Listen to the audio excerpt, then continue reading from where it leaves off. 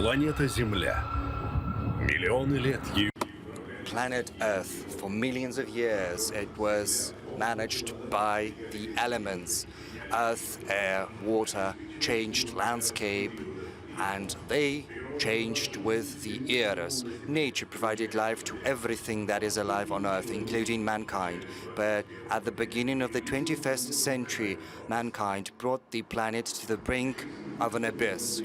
Life emerged from water, which is thoroughly lacking. To avoid wars for this precious resource, to make access equitable is our objective. Right now the world is afire with injustice. The old world order is bursting at the seams, but it cannot go on. The paradigm for the new world order and the future economy should be based upon opportunities for everyone. The global consumption system has landed us in the worst sense of the word. Our souls have been brought hollow and we forgot about why we live. And only looking into the abyss, many were gripped by true fear. But there is still a chance to save the world. As the humanity requires compromises, the world can no longer be divided into coalitions, into them and us.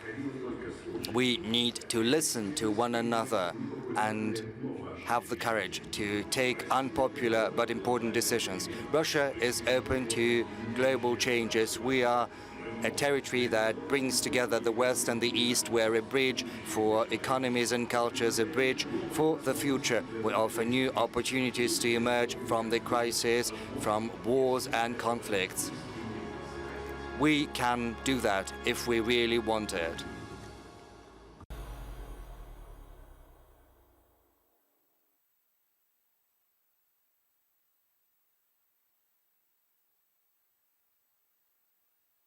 Президент России. President of the Russian Federation, Vladimir Putin. President of the Republic of Kazakhstan, Kassym-Jomart Tokayev. Moderating the plenary session is Margarita Simonyan.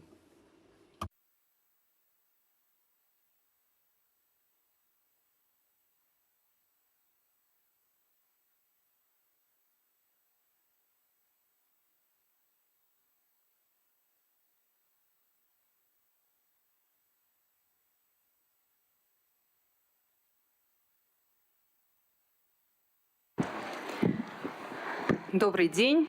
Good afternoon. Very soon it's going to be evening. You know, there were some technical difficulties, but they were swiftly resolved. I would like to thank those who helped in resolving those issues. I would like to thank the audience. I would like to thank our leader, Vladimir Putin. As usual, you found the time to speak at the forum to tell us what is awaiting us from the economic point of view, but in other domains as well. Thank you, President Tokayev, for finding the time to come here, because it's not that simple. Thank you for supporting both our forum and our country. We appreciate that enormously. We have questions ahead, and probably you're not going to be pleased to listen to all of them, and I'm not going to be pleased to ask all of them. We would like to talk only about the good things, but it's not going to be able it's not going to be possible. But meanwhile, I would like to invite President Putin to the podium to speak. Thank you, President Tokayev. Friends, colleagues,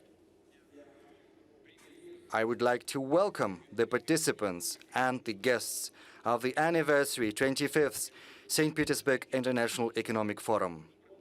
It's taking place in a difficult time for the whole of the world community. The economy, the markets, the very principles of the global economic systems have come under threat.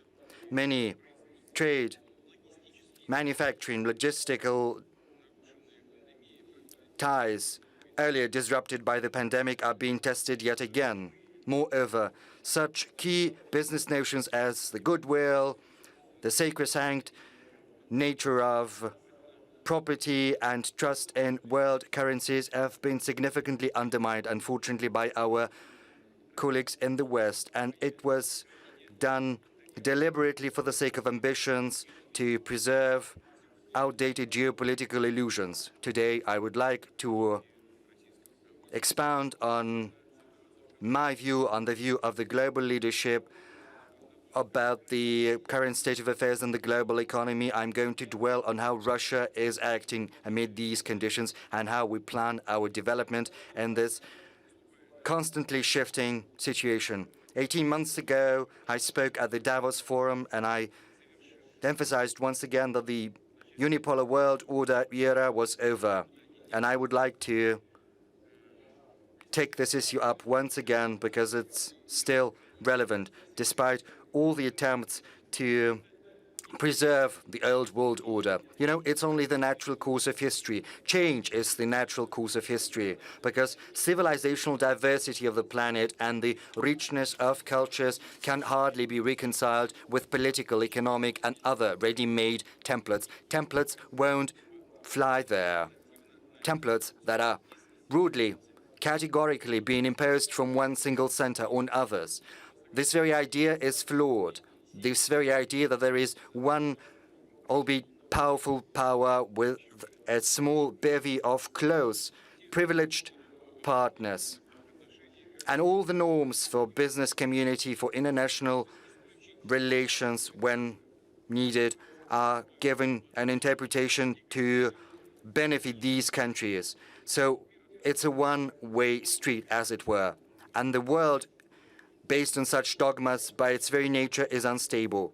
The US declared a victory in the Cold War and later came to think of themselves as God's own messengers on planet Earth who have no duties, only interests. And the latter are declared as sacrosanct. It's as if they choose to ignore that over the recent decade, the planet has seen the emergence and increasing prominence of new powerful centers. Each and every center is developing its own political systems, social institutions, implementing their own economic growth models, and certainly they have the right to protect them and to ensure their national sovereignty. I'm talking about objective processes, about truly revolutionary tectonic shifts in geopolitics, global economy, and in technology, and the very system of international relations, which are seeing a growing role of dynamic, promising countries and regions whose interests it's no longer possible to ignore. I reiterate, these are fundamental, truly revolutionary and inexorable changes. It would be a mistake to think that during these tumultuous changes you can simply sit it out, biding your time, that everything is going to get back to its circuits, that everything is going to be as it was. It won't. And yet, it seems as if the ruling elites of certain Western countries are laboring under precisely these very illusions, choosing to ignore the obvious, persistently clinging to the ghosts of the past. In particular, they think that the domination of the West in global politics and economics is a constant, but nothing is peremptory, nothing is eternal. Moreover, our colleagues are not simply denying the reality. They are trying to oppose the course of history, thinking in the past categories, laboring under their own delusions about countries that live outside the so-called golden billion. They think that the rest of the world is periphery, their own backyard. And they still treat those countries as their colonies, and people who live there, well, they are considered to be second-rate because they think of themselves as exclusive, as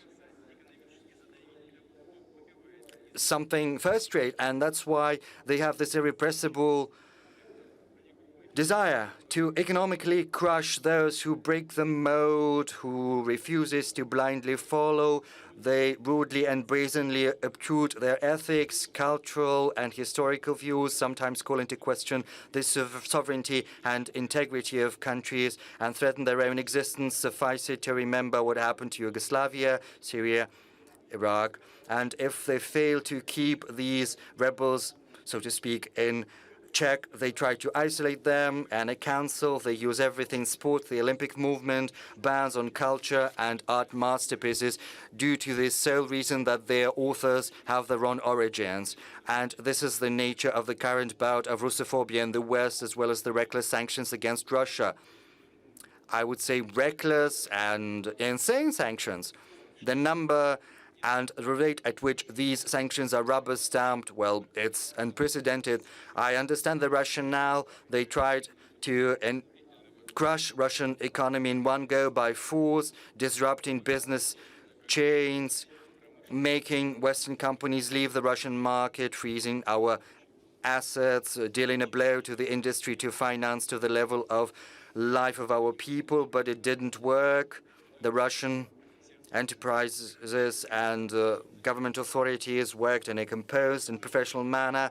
The citizens stand united and they assume responsibility. We're normalizing the economic situation. We stabilized the financial markets, the banking system, the trade system, and we injected liquidity and working capital into the economy to ensure the sustainability of enterprises and companies, employment and jobs. The gloomy predictions with regard to the prospect of the Russian economy that we heard in the beginning of spring didn't realize, but I understand where this propaganda campaign comes from, where these mantras about the dollar at 200 rubles and the inevitable and rapid collapse of our economy. This is a tool of information warfare, a factor of psychological influence on our society and on our business circles. Incidentally, some of our experts fell victim to this external pressure, and their calculation and estimates, they assumed that our GDP would inevitably plummet and ruble would depreciate critically,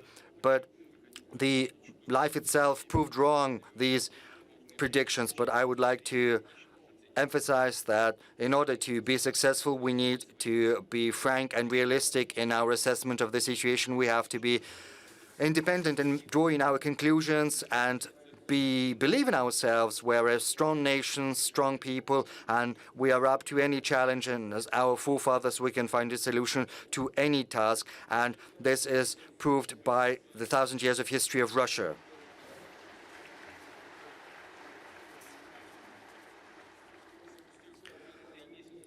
Three months after the full-blown package of sanctions, we suppressed the inflation surge. It peaked at 17.8%. Right now, it's gone down to 16.7%, and it continues to decrease.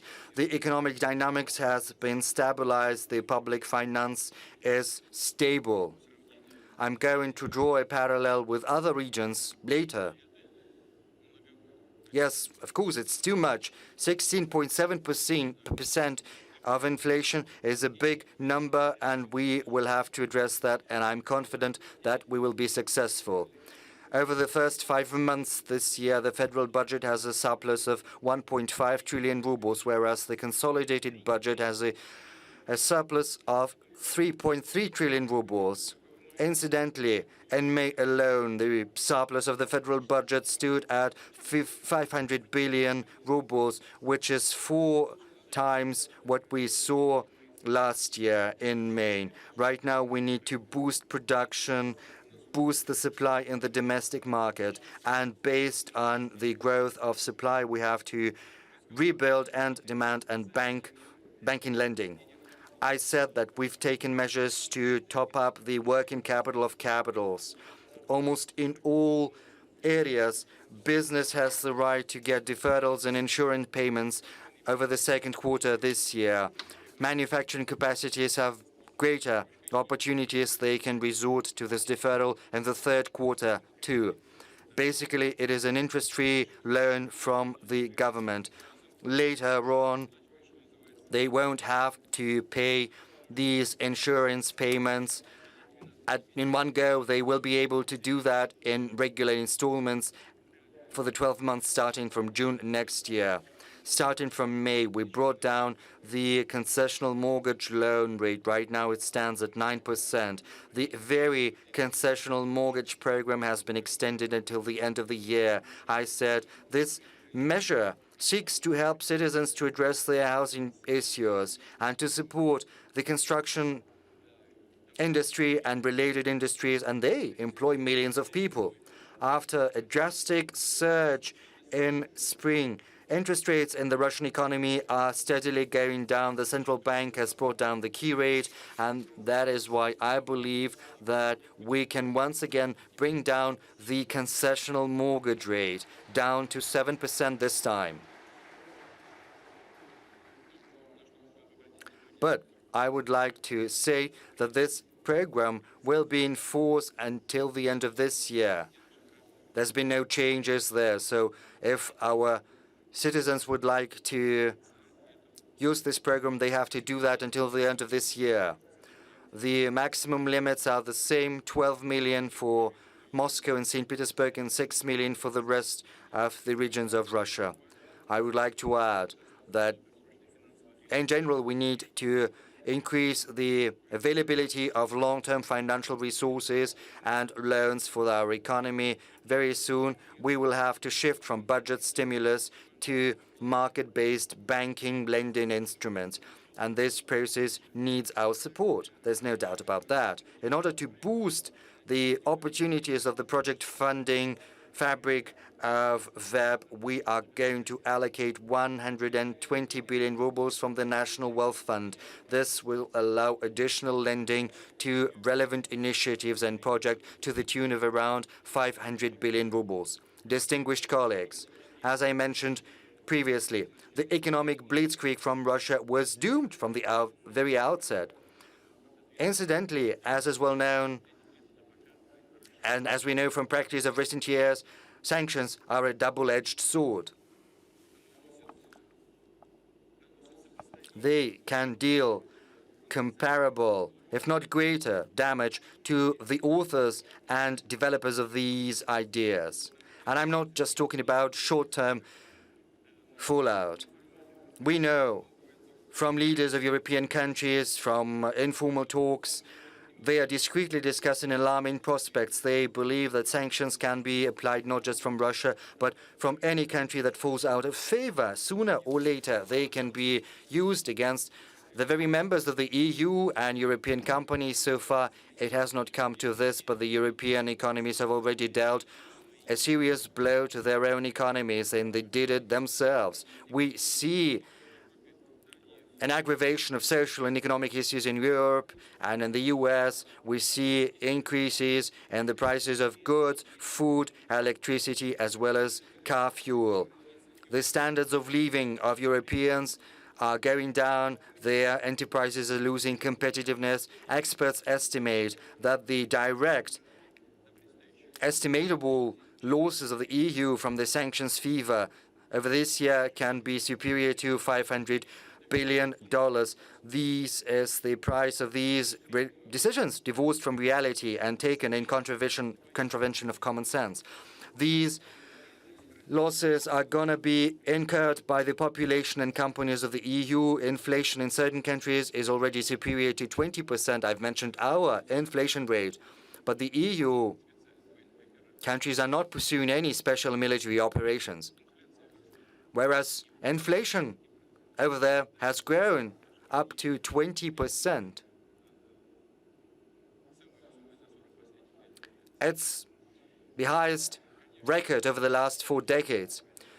So far, inflation in Russia is still in 2-digit numbers, but we've already indexed social benefits and pensions, brought up the minimum wages as well as the subsistence level, thereby protecting the lowest income citizens.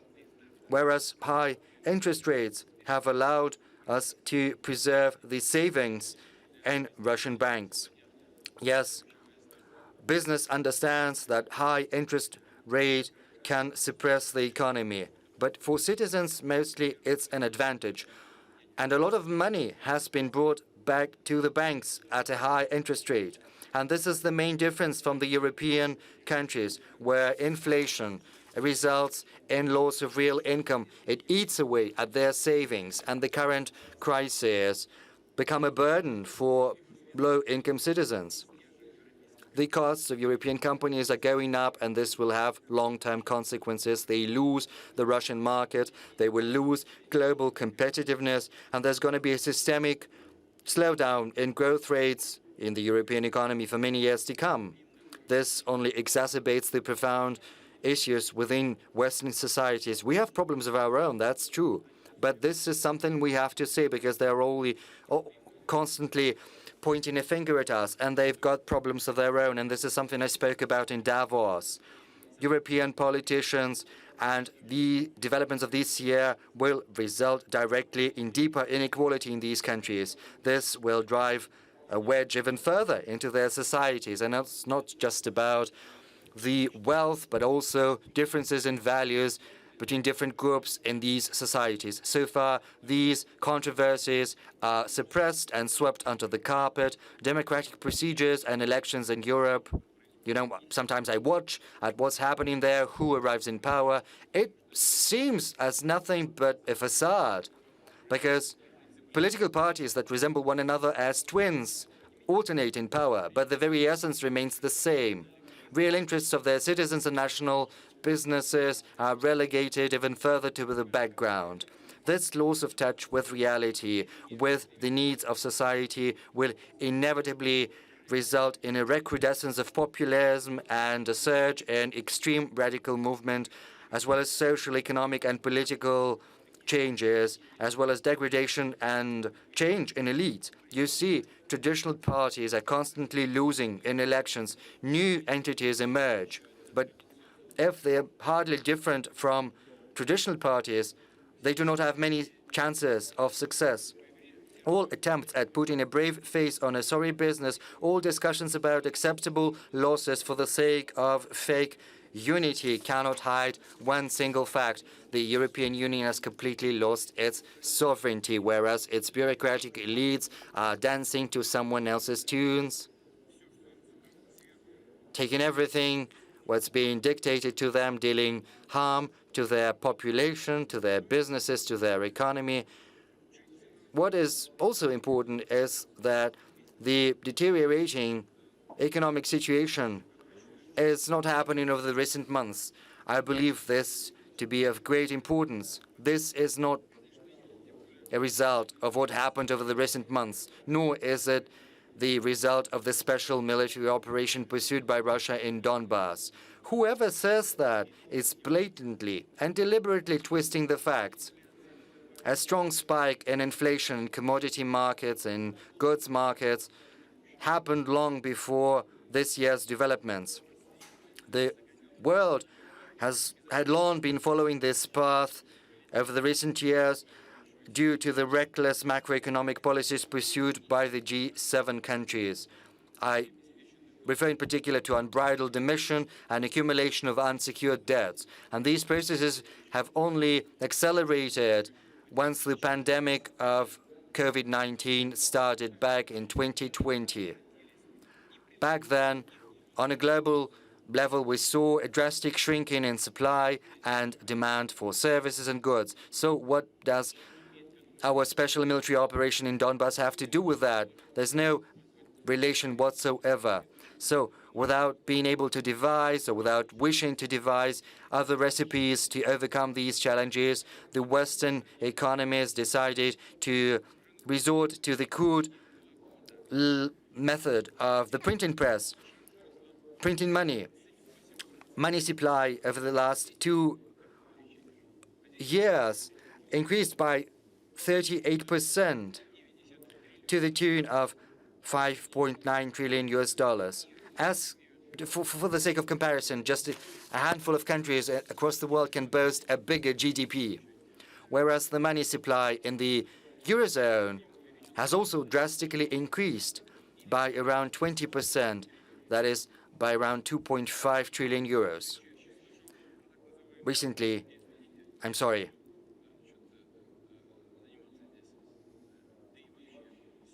I don't like to mention myself, but very often we hear about the so-called Putin-inspired inflation in the West, and when I hear that, I think that it's just plain stupid. It comes from people who don't know how to read and write. People who know how to read understand what is really happening. Our actions to liberate Donbass have nothing to do with that. Right now, there are problems in energy, and this is due to the systemic mistakes in the economic politics of the current U.S. administration and European politicians. This is the only reason for that inflation. A couple of words about our operation. Maybe it had some impact, but still the root cause is inflation. And this is a golden opportunity for them because they can pin the blame on Russia for all of their failures. But anyone who studied at school understands where the situation comes from. They printed a whole load of money. And where did this money go into? Obviously, in particular, this money was used to procure goods and services outside Western countries. That's where this money went into. They started to clean out global markets without a single thought for the interests of other countries, let alone poorest countries. They were left with nothing but crumbs, coming at astronomical prices to boot. In late 2019, U.S. import stood at around $250 billion per month, whereas by now it has increased to $350 billion. Incidentally, the growth rate is around 40%. As a ratio, this is fully commensurate with this unsecured injection of money supply that has happened over the recent years. They printed new money, used this money to buy goods and services. I would also like to add the following. For a long period of time, the U.S. was a big supplier in the food market, and quite justifiably, they were proud of that. They were proud of their agriculture, farming traditions.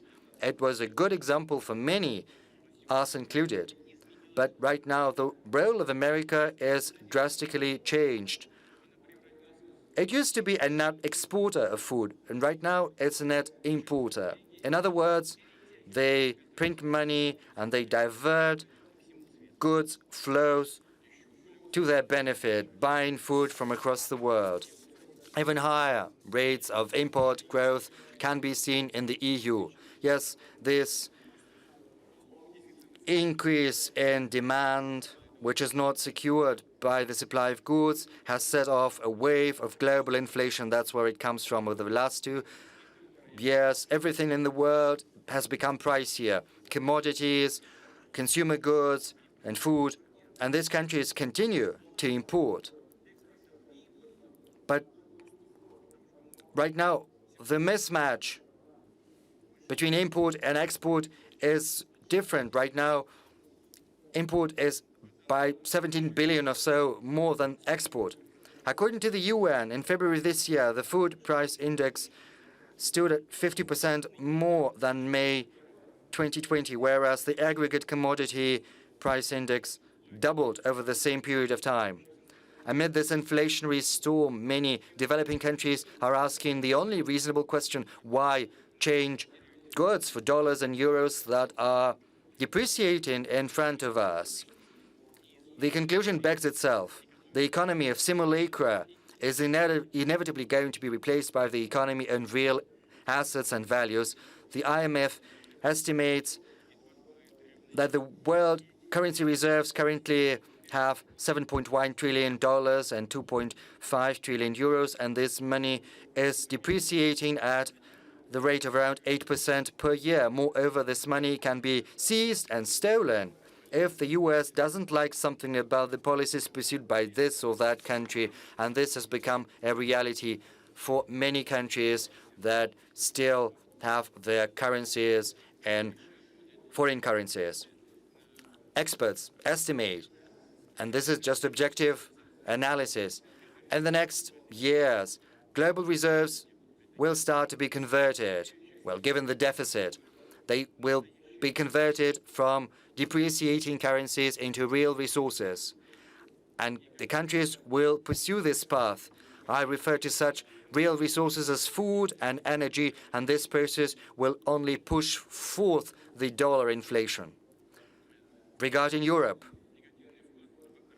the rising prices are further exacerbated by their fiascos in the energy policy they pursue. They were blindly counting on renewables and spot supplies of natural gas, which resulted in a drastic increase in the price of energy. We've been seeing that starting from the third quarter last year. And I reiterate, it happened long before the beginning of our military operation in Donbass. We have nothing to do with that.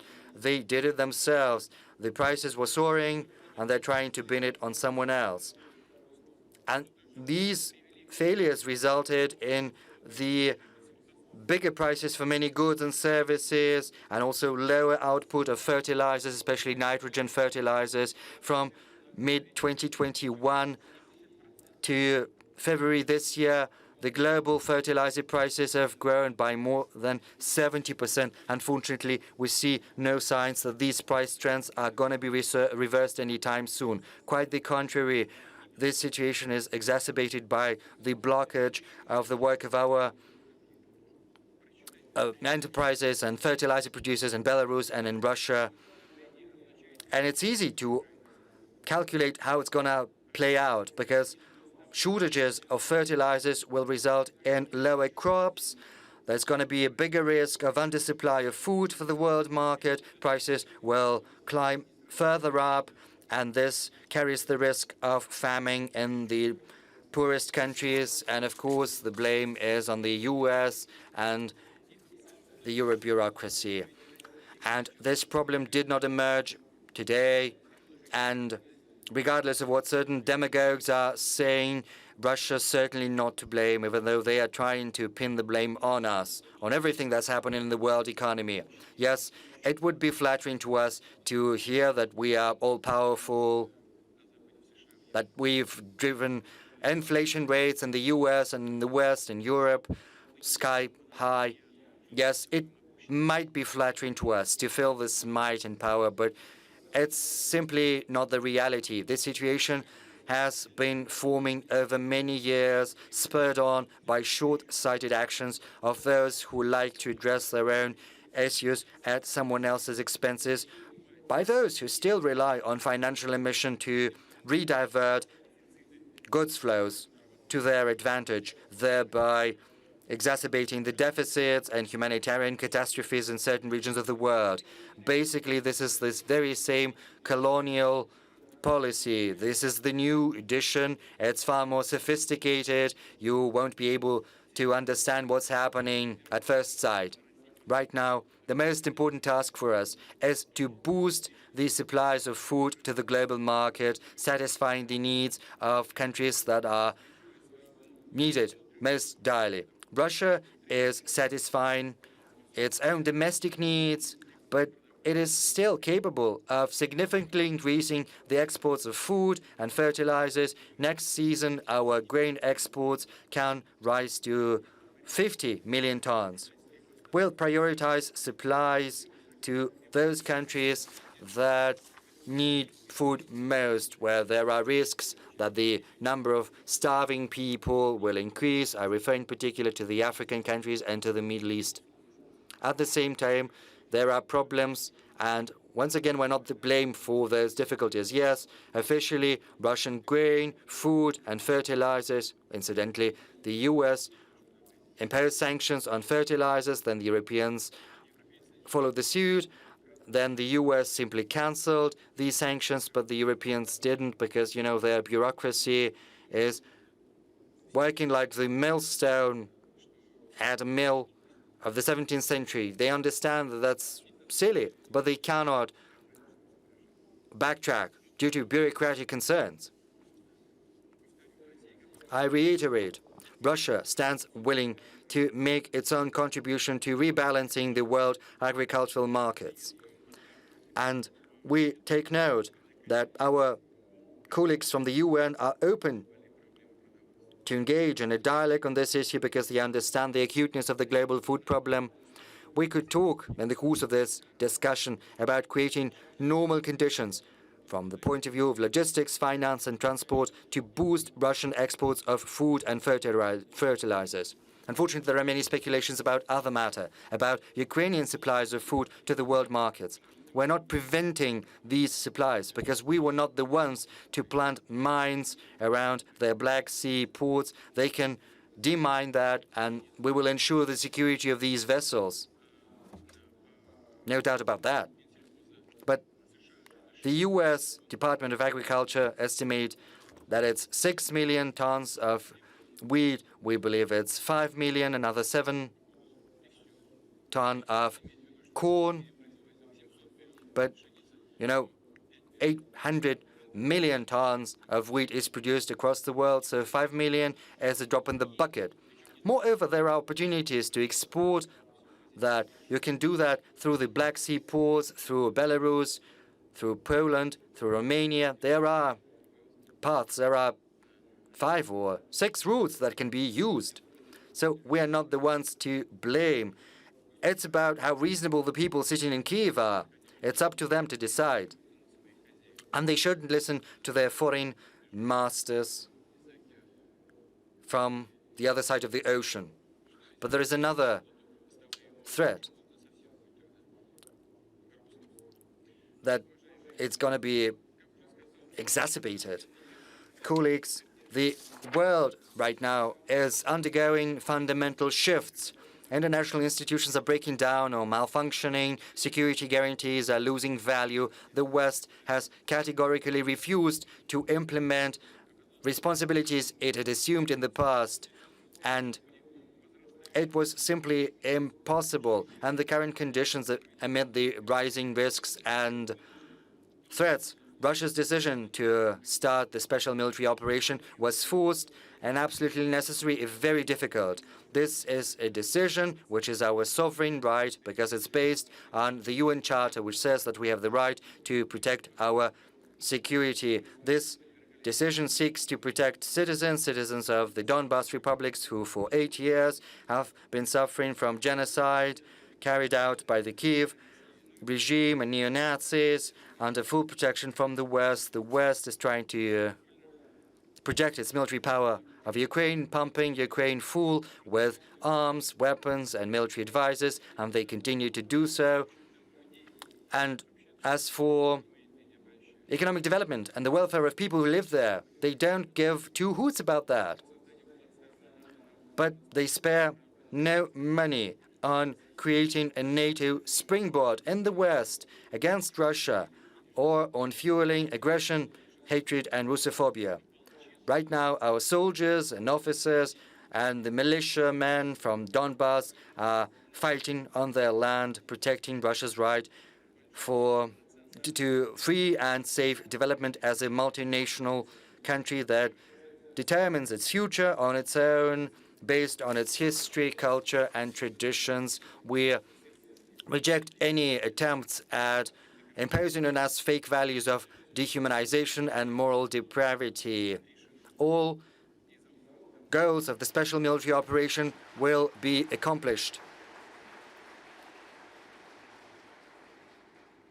which is reinforced by the courage and heroic actions of our warriors, by the consolidation of Russian society, whose support inspires strength and confidence in our army and navy, by the understanding of the truth and historic justice of our cause of building a strong sovereign Russia. I would like to emphasize that in the 21st century, sovereignty cannot be partial nor fragmentary. All of its elements are equally important. They strengthen and complement one another. That's why it's not just important to protect our political sovereignty and national identity. We should also reinforce everything that underlies our economic autonomy, our financial, human, technological self-sufficiency and independence. The very framework of Western sanctions is based on the false, erroneous assumption that Russian economy is not sovereign, that it's critically vulnerable. And they were so caught up in spreading the myths about Russia's backwardness and the weakness of our position in the world economy and trade that they came to believe their own inventions.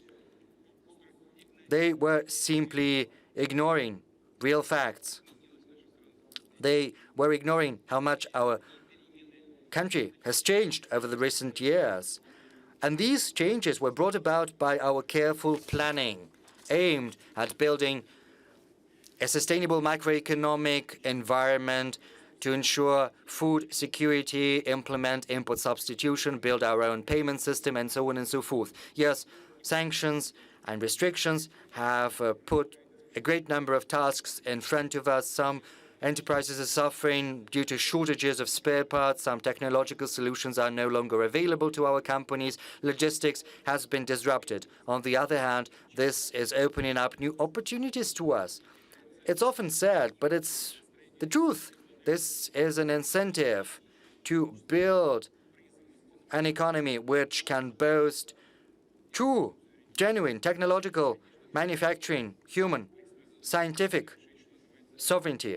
This comprehensive task cannot be accomplished in one go. We have to work on a systemic basis, oriented into the future, and this is the path Russia has chosen, pursuing long-term plans for the development of economic industries, reinforcing our social security, and the current tests can make some corrections and amendments to these plans, but the strategic direction is going to be the same. I would like to dwell today on the key principles that are going to underlie our country and our economy. The first principle is openness. Truly sovereign countries are always willing to engage in equal partnership and to make a contribution of their own to global development, whereas those who are weak and vulnerable are usually involved in searching for enemies and imposing xenophobia, or they completely lose their identity and autonomy, blindly following in the wake of their sovereign. Russia, even though our Western friends want us to do that desperately, is never going to choose the path of self-isolation altogether. On the contrary, we are going to expand our engagement with everyone who is interested, and there are many who want that. I'm not going to name them, but this is the overwhelming number of people on Earth. I'm not going to name all these countries who want to work with us. Everyone knows them. I'm not going to make a revelation if I say that everyone who wants to work with Russia comes under brazen pressure from the U.S. Sometimes it comes down to direct threats. But this blackmail is of little import. If we're talking about countries that are headed by true leaders who make a very clear distinction between national interests and interests of other players. And Russia is going to build economic cooperation with these countries, promoting new projects, and we are certainly going to work with Western companies who, despite the unprecedented arm twisting, continue to retain successful presence in the Russian market. International cooperation will develop on the solid and predictable foundation of building a convenient and independent payment infrastructure in national currencies, and to help our companies with logistics and cooperation, we develop transport corridors, increasing the throughput capacity of railroads, the transshipment capacity of ports in the Arctic, in the West and the South, in particular in the Azov and the Black Sea and Caspian basins. They are going to be the most important part of the North-South corridors that is going to create a sustainable channel of communications with the Middle East and South Asia. We hope that the flow of cargo will begin to grow steadily very soon over these corridors.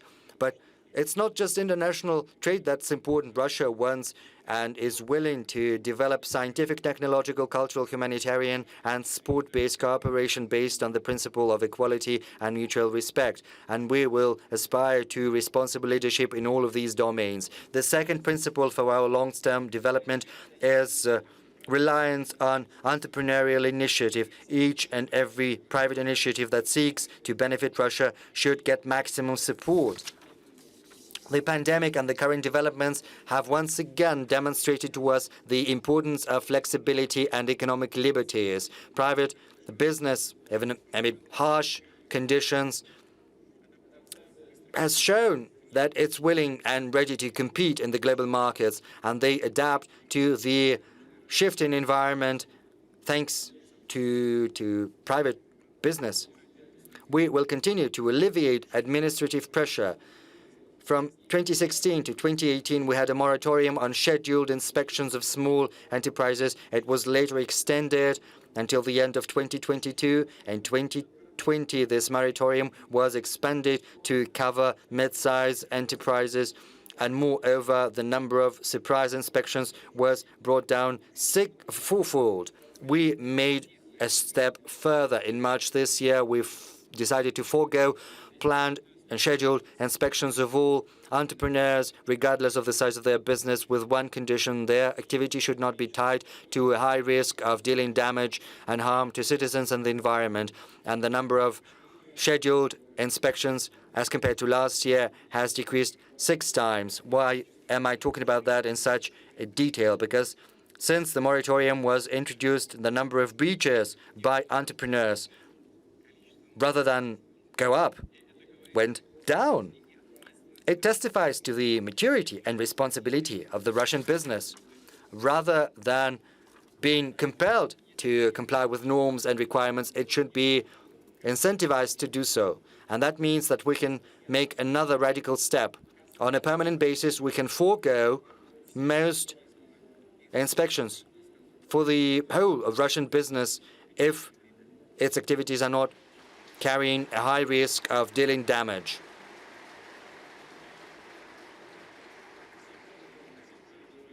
Everyone understands for quite some time there is no need to go around and inspect each and every one. We need a risk-oriented approach, and I request the government to set the concrete parameters for such a reform in the coming months.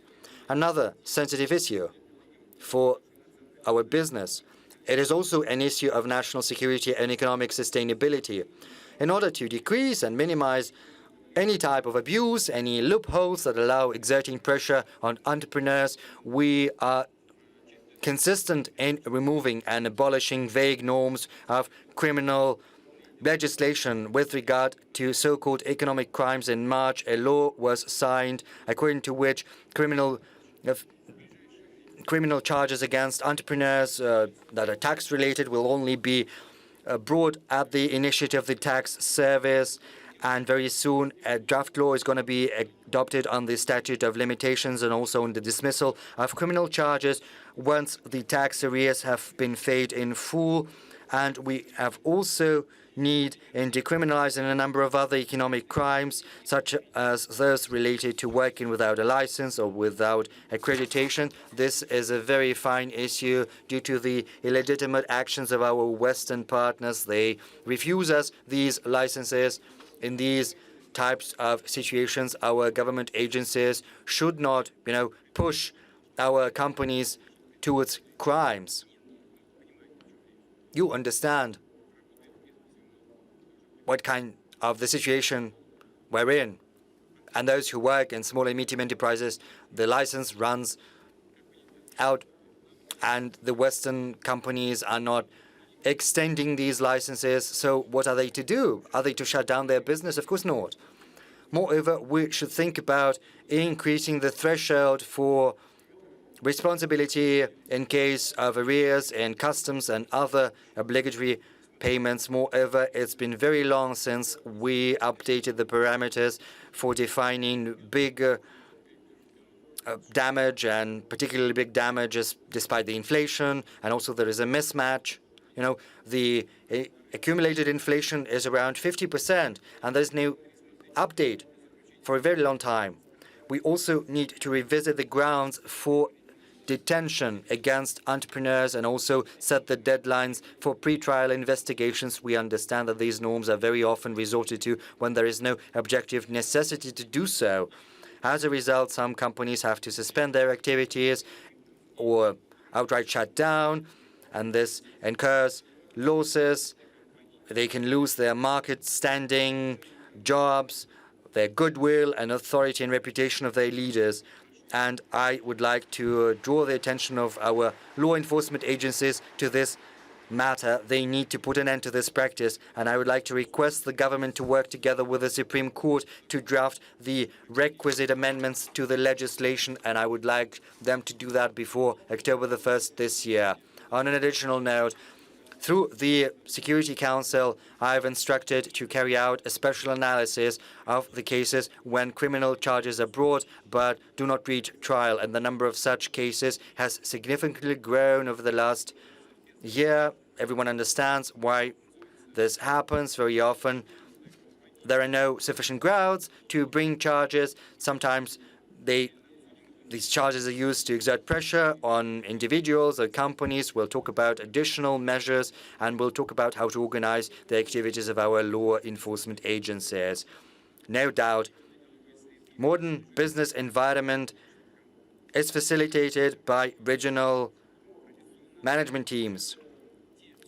At SPIF, as a tradition, I take note of those Russian regions that have achieved great headway in national investment climate score that's prepared by the Strategic Initiative Agency. We have certain changes in the first three rankers. Moscow and Tatarstan this year, and they're still leaders, are joined by the Moscow region. It jumped to the third place from the eighth place. Among the top rankers are Tula, Nizhny Novgorod, two men, Novgorod, Sakhalin, region St. Petersburg, and Bashkortostan.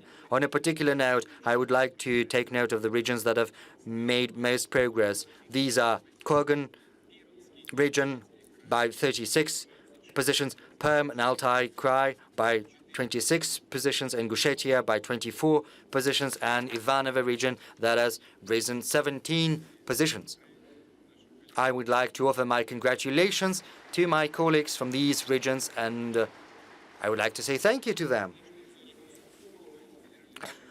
The federal government is also paying particular attention to supporting business initiatives of our citizens in small cities and remote areas, in rural areas, and the same goes for the regional and the municipal level. And we have some success stories, such as software, environmentally friendly goods, self-made products across the country that are being sold through Russian marketplaces, online marketplaces. We need to create new opportunities, implement new models of trade, including e-trade platforms. We need to bring down logistics, transport, and other types of costs, in particular through the modernized offices of the Post of Russia. We have to help the employers of small companies, self-employed citizens, novice entrepreneurs. We have to help them get additional skills and competencies.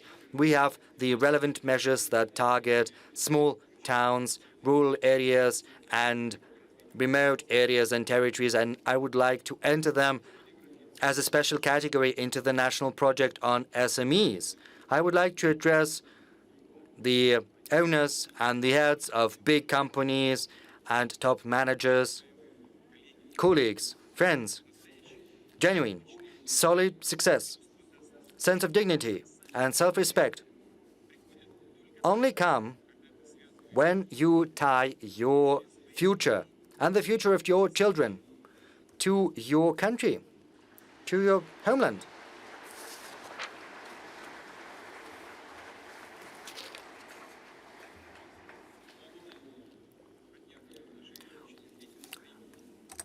We've known each other for many years, and I know the sentiments of many companies, heads, and owners, and it's from you that I've heard on many occasions that business is more than just making money. It's about improving the lives around you. It's about contributing to the development of your cities, your regions, your countries, and serving your people and society.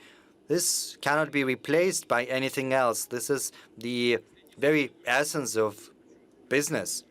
And the recent developments only vindicate that. It's safer home.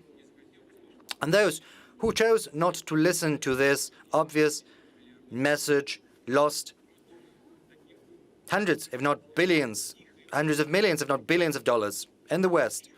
And that's how this safe haven for capital turned out to be. Once again, addressing colleagues who are here in the hall and those who are not here, I would like to call on you not to fall into the same trap again, because our country boasts a huge potential, and there is a host of issues that need to be addressed at home. Invest at home. Invest into new enterprises and jobs and tourist infrastructure, support schools, universities, healthcare, social security system, culture, and sport. I know that you are doing that, many of you.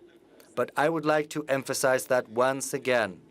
That was the high understanding of their lofty mission by the Bakrushins, Morozovs, Shukins, Rabushinskis, Akhturins, Gailevs, Apanayevs, Matsievs, by Mamontov, Tretyakov, Arsenov, Dadashev, Gadzhiev, many Russian, Tatar, Buryat, Chechen, Dagestans, Yakutian, Ossetian, Jewish, Armenian,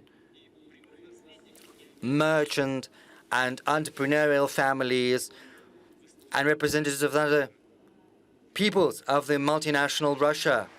And these people have entered their names into the annals of our history. Incidentally, on a particular note, I would like to highlight the following.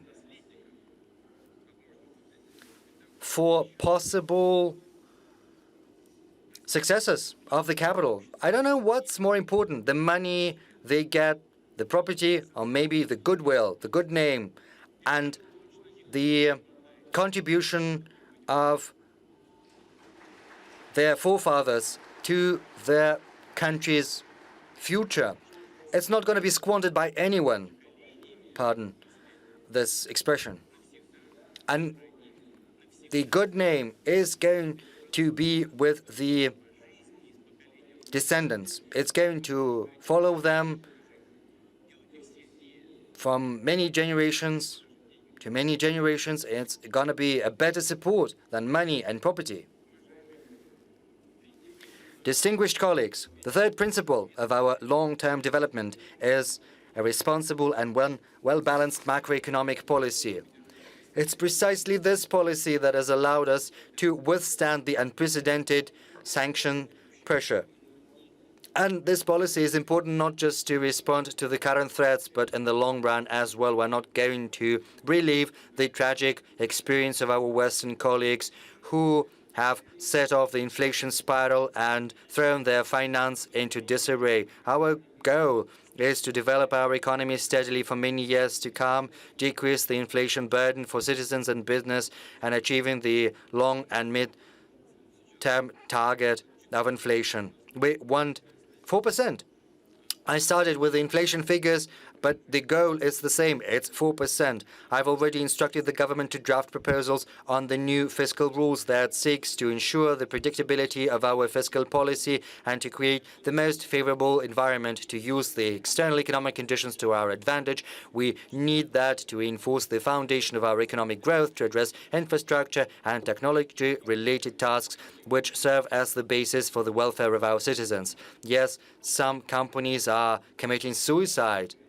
You know, we see that some companies have this suicidal sentiment. And it would be senseless to serialize the money supply with their help. But the main principle is to spend how much you earn. And this principle is peremptory. It's always there.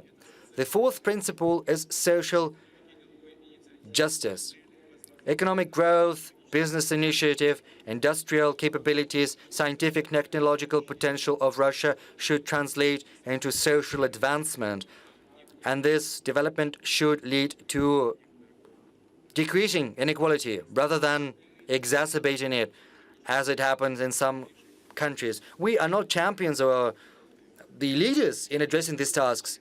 The issue still stands, but still, decreasing poverty and inequality comes through greater demand on domestic produce, through increasing the potential of our regions, through creating new jobs where they're most needed. This is the determining condition for further economic development. The positive dynamics and real wages of our citizens and lower poverty level, these are the main fruits that testify to the efficiency of our government. And we need to improve and to address the objective difficulties. This year, this is the task set forth before the government, and we have to protect the most vulnerable groups, pensioners and families with children, those who found themselves in dire straits. On a yearly basis, pensions are growing at a rate superior to the inflation rate. This year, they were increased twice. And starting from June the 1st, by additional 10%. Together with pensions, by 10%, we've increased the minimum wages as well as the subsistence level to which many other social benefits and payments are tied, and they will have to increase accordingly, which is going to directly affect, for the better, the income of around 15 million people. Over the recent years, we have set in place a comprehensive system to support low-income families with children, and women can get support from pregnancy until their children reach 17 years. The welfare of people and their well-being is an important factor of demographic development, given the negative demographic waves that are overlapping. In April this year, fewer than 100,000 children were born. That's by 13% less than in April 2020, and I would like to ask the chairman of the Russian government to personally oversee the development of additional measures to support families with children. They need to be comprehensive and commensurate with the magnitude of these demographic challenges we are up against. The future of Russia lies with families with 2, 3, and more children, so it's not just about direct financial support. We need to target and tie to the needs of these families with children everything: the healthcare system, education system, and the rest that affects our quality of life. And this is precisely the goal pursued by the National Social Initiative, implemented by regional teams and the Agency for Strategic Initiative. Together, this autumn, we are going to take stock of the standards of living, to get the best practices and spread them. The fifth principle is the accelerated development of our infrastructure. We've already increased direct budget expenditure on reinforcing our transport network. And starting next year, we are going to build the main roads at the federal and regional level. Within 5 years, no less than 85% of these roads should be rebuilt to comply with standards. We are actively employing such a new tool as infrastructure budget loans provided for 15 years at 3% rate, and the demand is running far higher than initially anticipated. Our regions can boast carefully thought through promising projects which we cannot delay. We'll think what we can do. Last night we had a lengthy discussion about that, and we think this is a very good instrument. On a particular note, we need to modernize the utilities sector, and there are many problems there. This is a chronically underfunded sector to the tune of 4.5 trillion rubles. 40% of networks have to be changed, hence low efficiency, big losses, and no less than 3% of networks go into obsolescence, become dilapidated on a yearly basis, and just 2% are changed. And this situation is getting worse year in, year out. That's why we need to consolidate resources and launch a comprehensive program to modernize the utility sector. It should be synchronized with our plans for infrastructural development and overhaul of housing. We need to cardinally improve the situation, and we need to steadily bring down the share of dilapidated and obsolete networks. We should also address the issue of substandard living, and we'll talk about that in detail with governors during the session of the Bureau of the State Council next week. I also suggest that we boost the resources to create a favorable urban environment in small towns and historical settlements. It's a good program, and we believe we need to allocate additional 10 billion rubles on a yearly basis in 2023-2024 to these ends. Additional money is going to be allocated to develop the Russian Far East. I would like to request the government to allocate special limits and set special conditions for these, and under the infrastructure budget loans program and the modernization of the utilities program, our special priority is the comprehensive development of rural territories, because people who live in rural areas feed the country and they need comfortable, decent living conditions. So, I request the government in this regard to allocate additional funds for the relevant state and government program. The financial source for that can come from export fees levied on the sales of agricultural goods. It's a constant source. Yes, it can be volatile, but it's going to be on a permanent basis. So Separately, I suggest we should expand the programs for rebuilding and modernizing rural housing and cultural houses and regional theaters and museums, allocating 6 billion rubles for these ends in 2023-2024. Of particular importance, as I said, well, I'm going to give you a very good example. I gave medals to heroes of labor. One of them was Mr. Mikhailov from Yakutia. During the closed-door meetings, he asked to help with building a culture center at his settlement and will help him. But people at all levels say that this is a relevant matter. Let me digress a little bit. I think it's perfectly acceptable here because the holiday season is starting in Russia. Year in, year out, an increasing number of tourists are trying to reach the marvelous natural spots across our country in national parks and natural reserves. Our estimates say that this year the tourist flow is going to be more than 12 million people.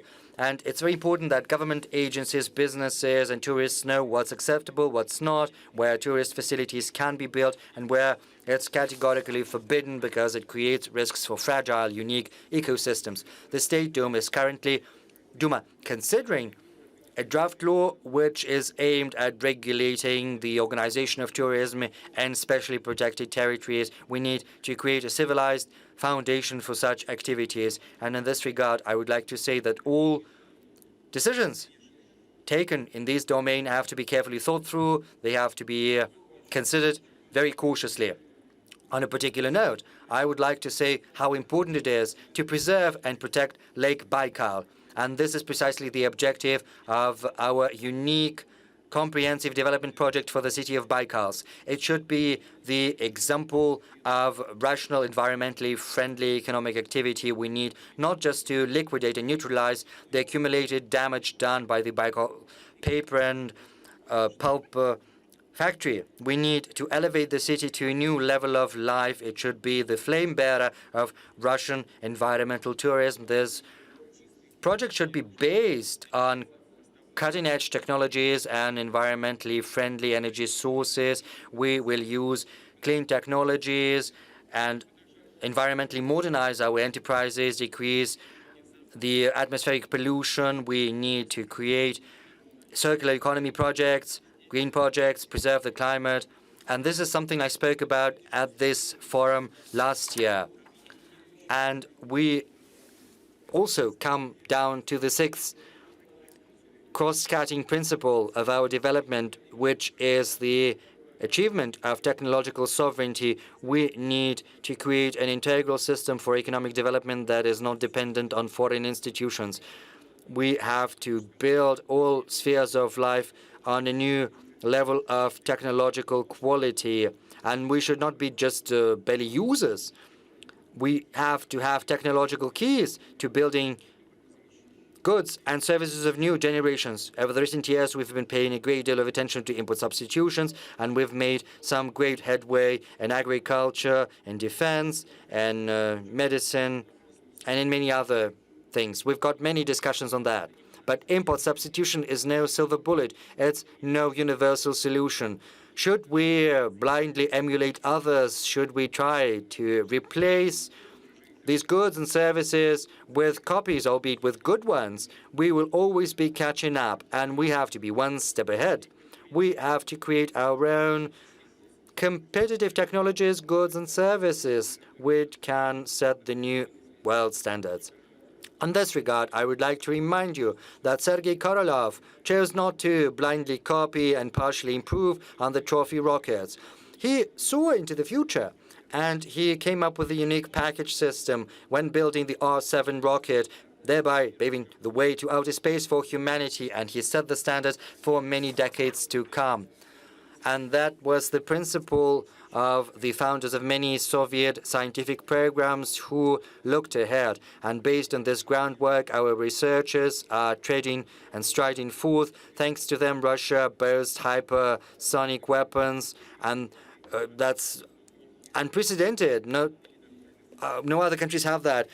Rosatom still is retaining the leading edge in nuclear-powered technologies and icebreakers. We have cutting-edge solutions in AI and big data, the best in the world. This technological development is the cross-cutting dimension which is going to determine the future of not just these next 10 years, but also the 21st century. And it's in detail that we're going to talk about this techno-economics at the next session of the Soviet on Strategic Development. And of course, we need new managerial solutions to develop engineering, education, the transfer of scientific achievements. They have to translate into real economy. They have to be provided with financial resources. And we'll talk about the cross-cutting foundational technologies as well as about the digital transformation of whole sectors. Of course, we cannot produce everything. It's impossible, and we do not need that. But we need to have the critically important technologies. So should we require it, we should be able to set up our own production of any goods or services on our own basis within a very short time frame. And this is what we did with the coronavirus vaccine, and right now we've done that for many other products and services. To cite an example, once the irresponsible partners of Kamaz left the Russian market, this niche was occupied by Russian producers, and it's not just about the spare parts.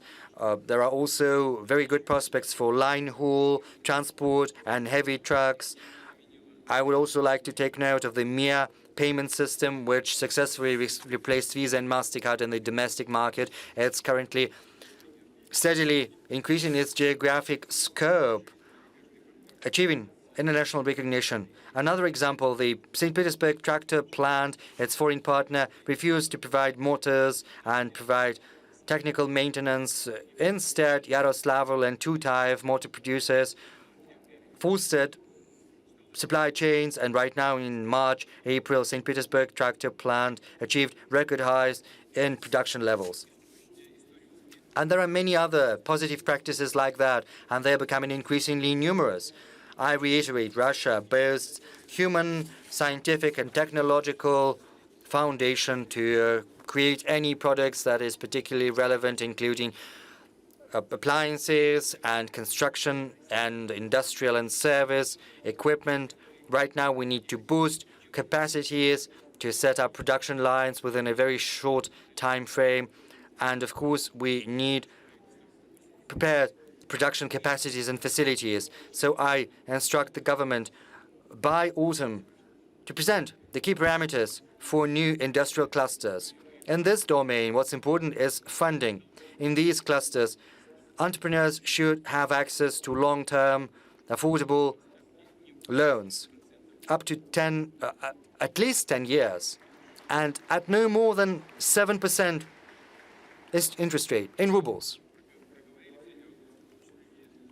And we've spoken about that with the economic division of the government. Everyone agrees we'll do that.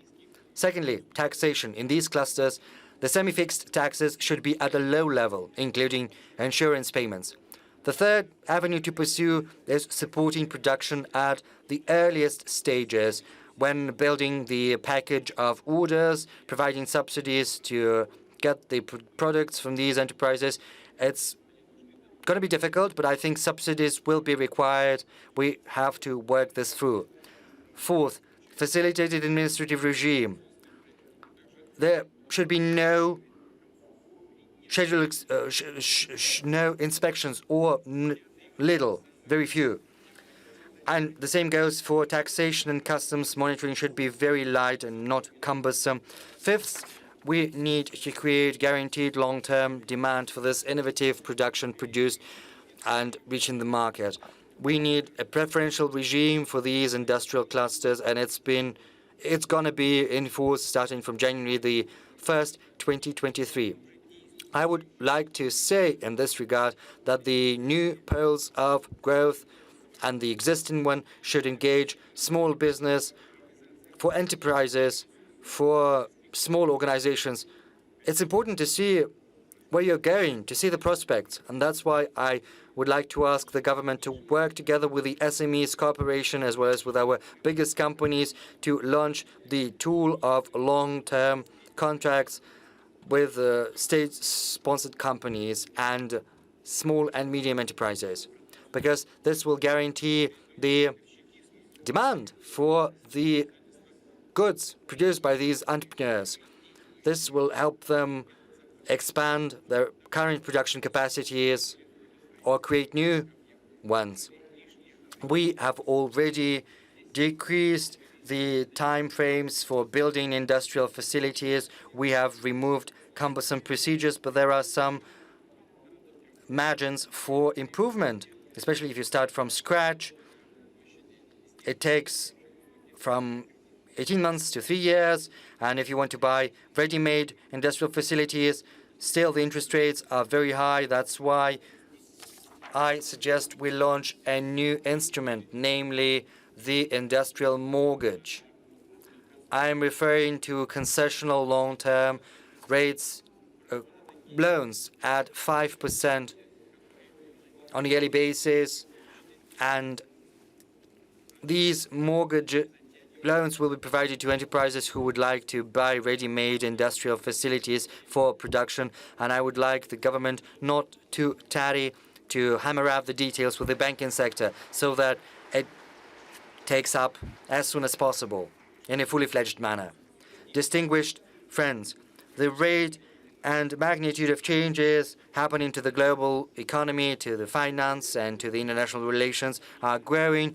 Increasingly pronounced is the shift from globalization in favor of a multipolar growth model.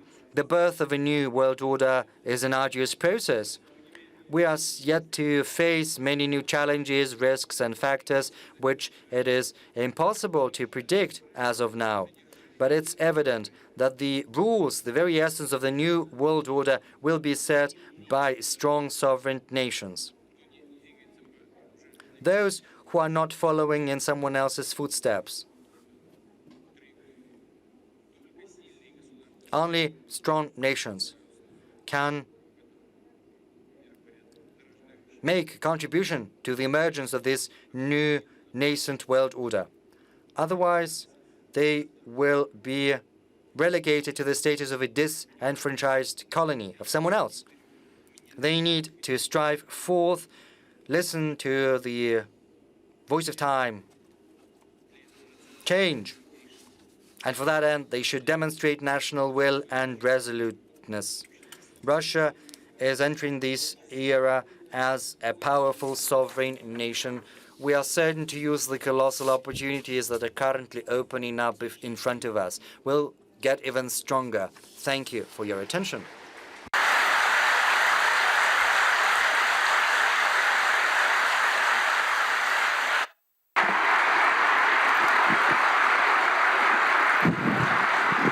Спасибо, Владимир Владимирович. Thank you, President.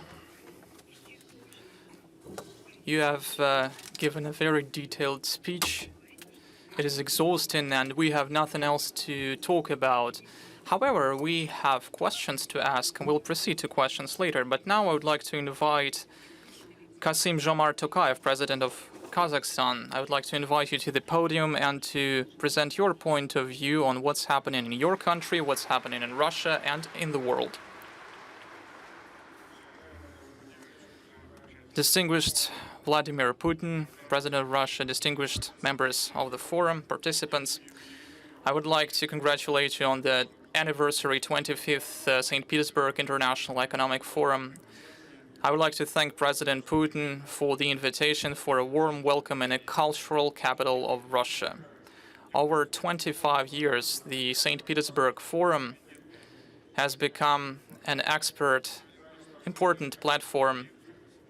It's one of the world discussion platforms that are really important.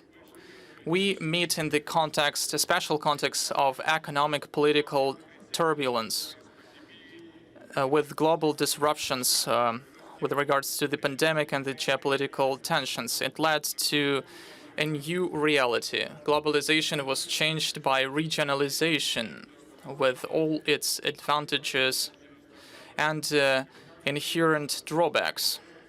Nevertheless, we see the reformation of a traditional economic model and trade routes The world is rapidly changing, unfortunately, in the majority of cases, not to the better. Inflation in many countries breaks down anti-records. We see slowing growth rates of the economy. We see lower resources and investments. The economic growth is restricted by the climate change, increase in migrants flow, and accelerated technological advances.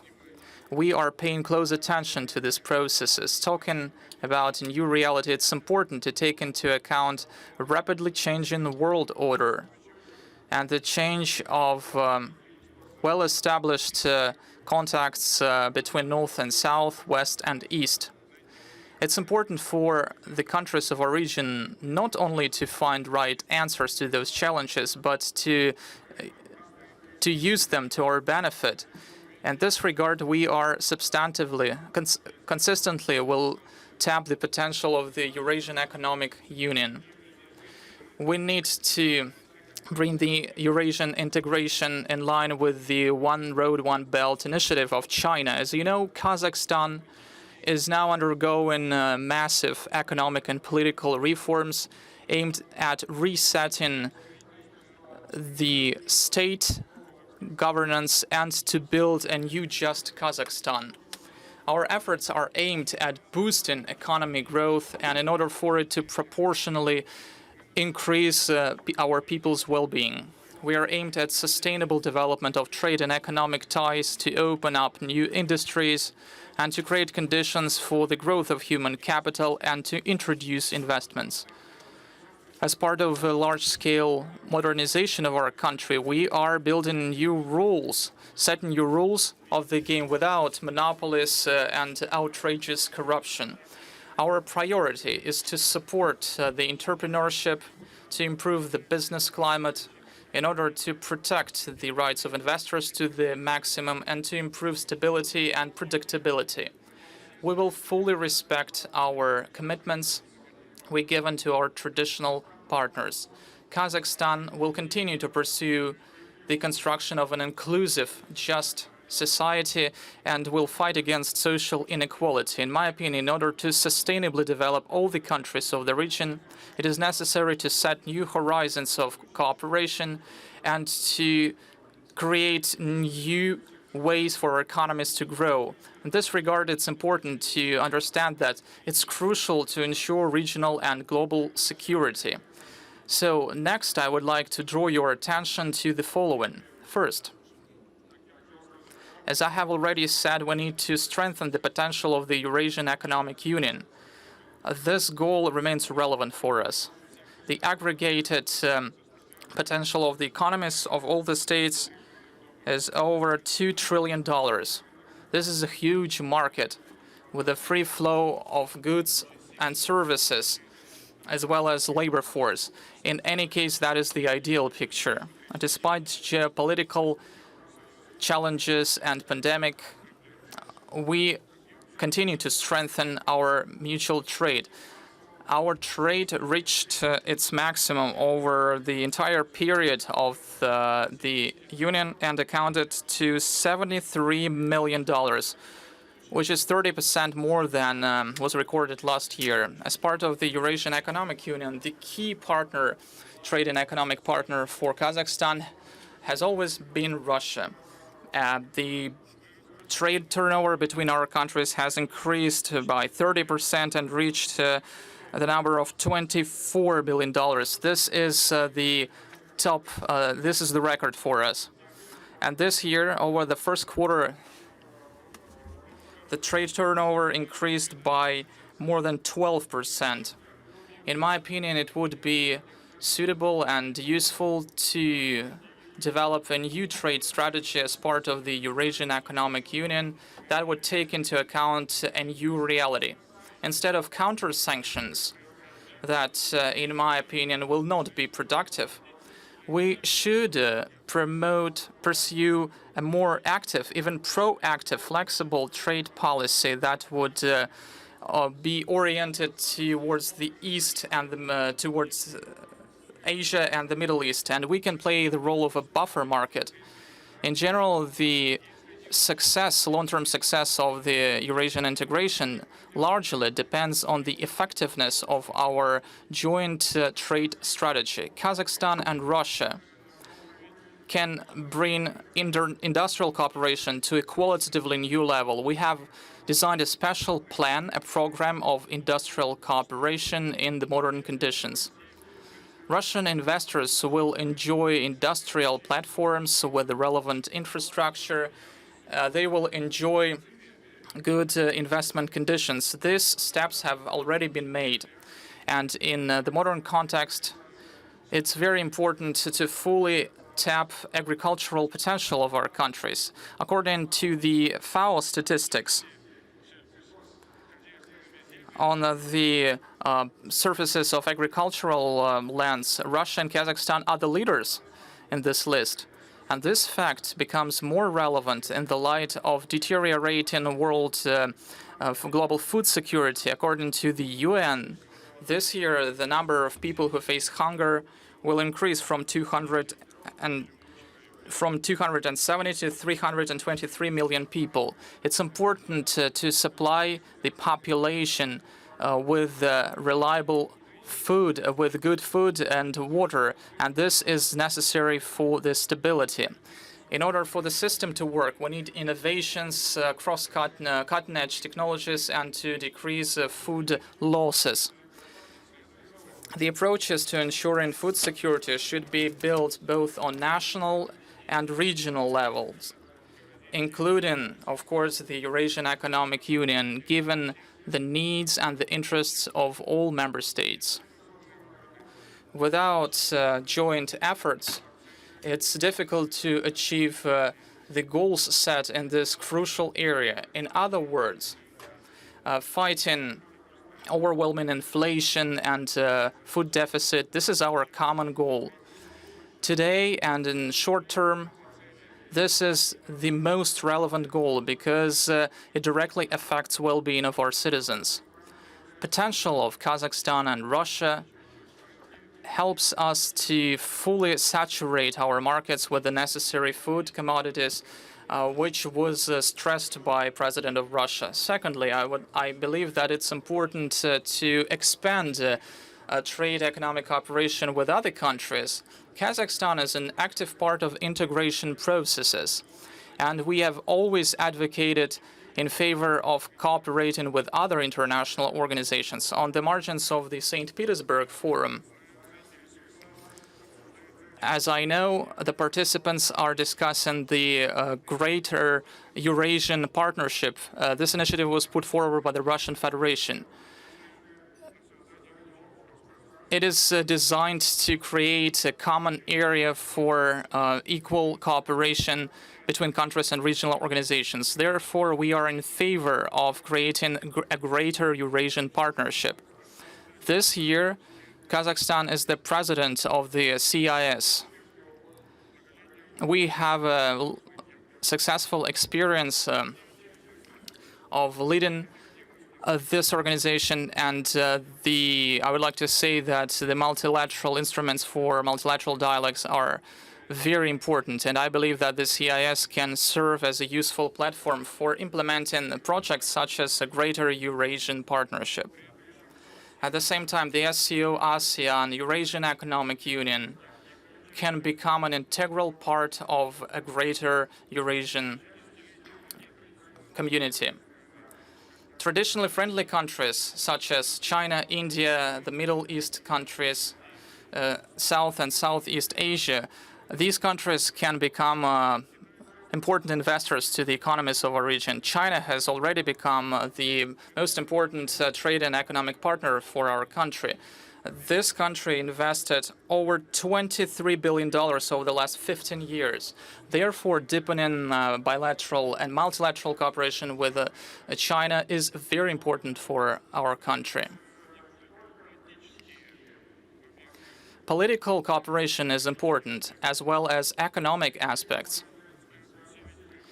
We need to tighten direct channels between businesses to build new transport and logistics corridors.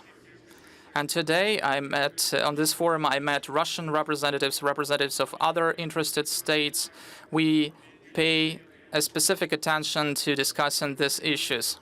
It also looks promising to create a pool of cutting-edge technological projects and reliable transport logistics chains to create new opportunities for the economic growth for both our countries.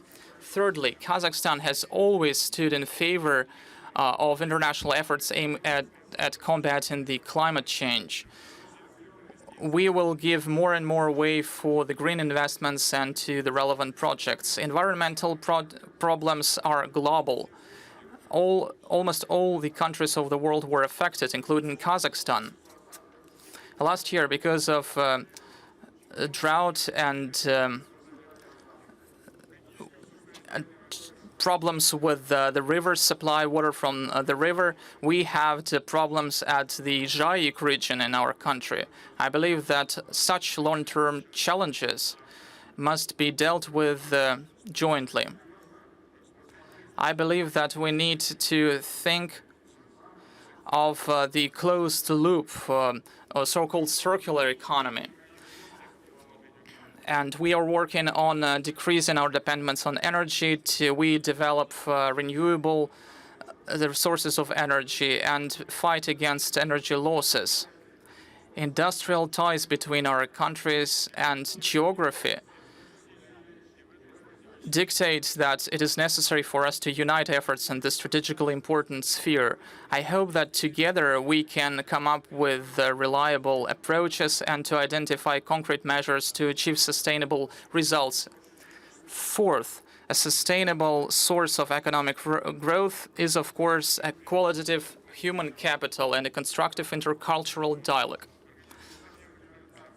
As part of the International Decade of Reapproaching of Cultures declared at the UN, we will continue to make efforts to increase cultural diversity and to promote intercultural dialogue internationally. In September this year, our capital will host the traditional meeting of world religions. And we would like to invite religion personalities from Russia to take part in this forum. We are actively changing the system of higher education involving leading international universities, including Russian universities. We deepen educational ties. This is of particular importance in order to strengthen traditions of Russia-Kazakhstan cooperation. I'm confident that a successful implementation of educational cultural initiatives will help to make a significant contribution to sustainable economic development of our countries. Distinguished participants, Kazakhstan firmly believes that Eurasia is our common house and the states of our continent must closely cooperate together. We are convinced that a peaceful, stable, economically strong Eurasia will be an important factor to an inclusive global growth. We believe that this important discussion platform that brings together high-level experts has huge potential to find productive ideas aimed at normalizing the international situation and bringing back the world economy to the positive dynamics. Thank you very much. Thank you very much, Mr. Tokayev. Eurasia. Some negotiations took place. Eurasia is indeed our common house, and we would like this house to prosper thanks to our joint efforts. And now we will move to Africa. We have an address by the President of Egypt, Mr. Al-Sisi.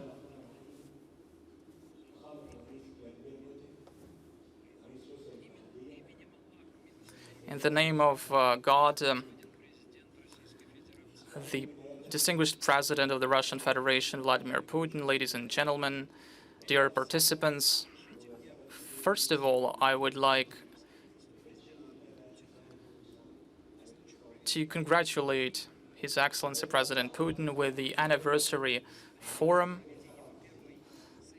Since its first session in 1997, has already become an important platform for the business community to cooperate,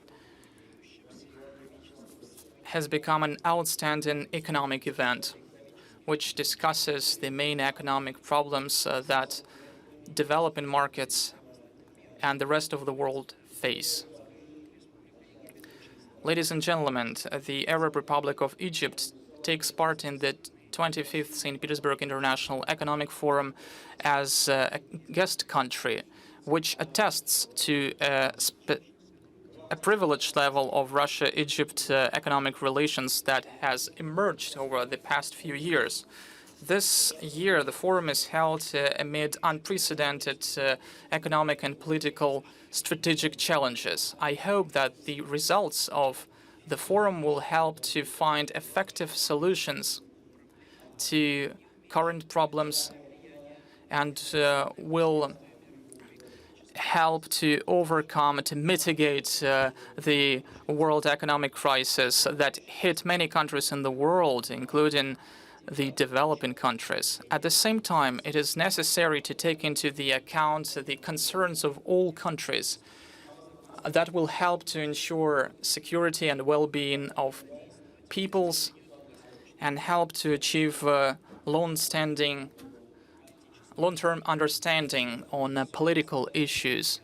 This will lay beneficial foundation for the economy, the global economy, to grow. It's very important in the post-COVID environment because the pandemic demanded us to devote many financial resources, and our economic development was slowed down. Ladies and gentlemen, I would like to take this opportunity and stress that Egypt is proud that it has formed relations of solid friendship with Russia. And we have formed these relations over the last few years in the most important areas of economy, in the interest of increasing well-being of our peoples. Over the past years, the Arab Republic of Egypt and the Russian Federation were part of large, ambitious projects, which attests to the aspiration of our peoples to ensure further economic progress. Maybe one of the most important projects, perhaps, is the building of the Adaba nuclear power station, which is in line with the national Egyptian strategy in terms of national projects using the renewables. We can also name the Russian industrial zone as part of the Suez Canal economic zone, and this project will be an important indicator of economic growth in Africa. The development of Egyptian railroads and other joint projects are important because they benefit both our countries. Ladies and gentlemen, it's well known that over the past decades, Egypt lived through important historic events, and it seriously influenced the well-being of our citizens, and our people managed to overcome the crisis thanks to the very concrete strategy for development based on investments, first and foremost investments in human capital, in ordinary Egyptians. It helped to unlock their creative potential. On this basis, Egypt developed the 2030 conception, a long-term strategy to ensure social economic development and environment protection.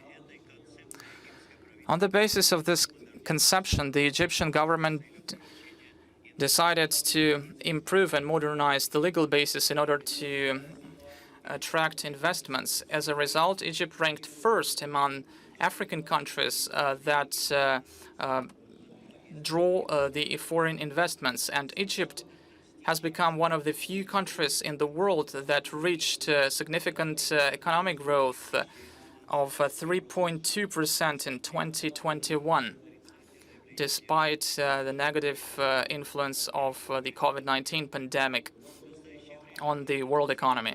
Currently, we expect our national economy to grow at a tempo of 5.5% in this financial year. Non-petroleum exports of our country raised to $32 billion. Egypt also reached certain successes in implementing the strategy amid expanding internal potential, domestic potential, in re-implementing agricultural projects by increasing the agricultural areas by 2 million. In addition, we are implementing ambitious transport communication projects. We're building dozens of kilometers of new roads and developing infrastructure. In this regard, the high-speed train project that would connect the Red and the Mediterranean Seas, and it will increase the world trade routes. I would like also to add to this list a number of industrial projects, including the projects on green energy that are being implemented in Egypt.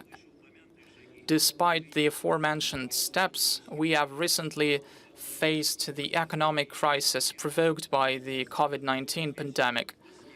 And the whole world is steadily overcoming the consequences of this crisis. At the same time, we are facing another economic crisis, which negatively affected the economic growth and budgets of different countries. As a result, we've seen the growth of prices on fuel, and we saw the depreciation of national currency. It led to the disruption of supply chains, disruptions in civil aviation and other areas of Egyptian economy. First and foremost in tourism and insurance.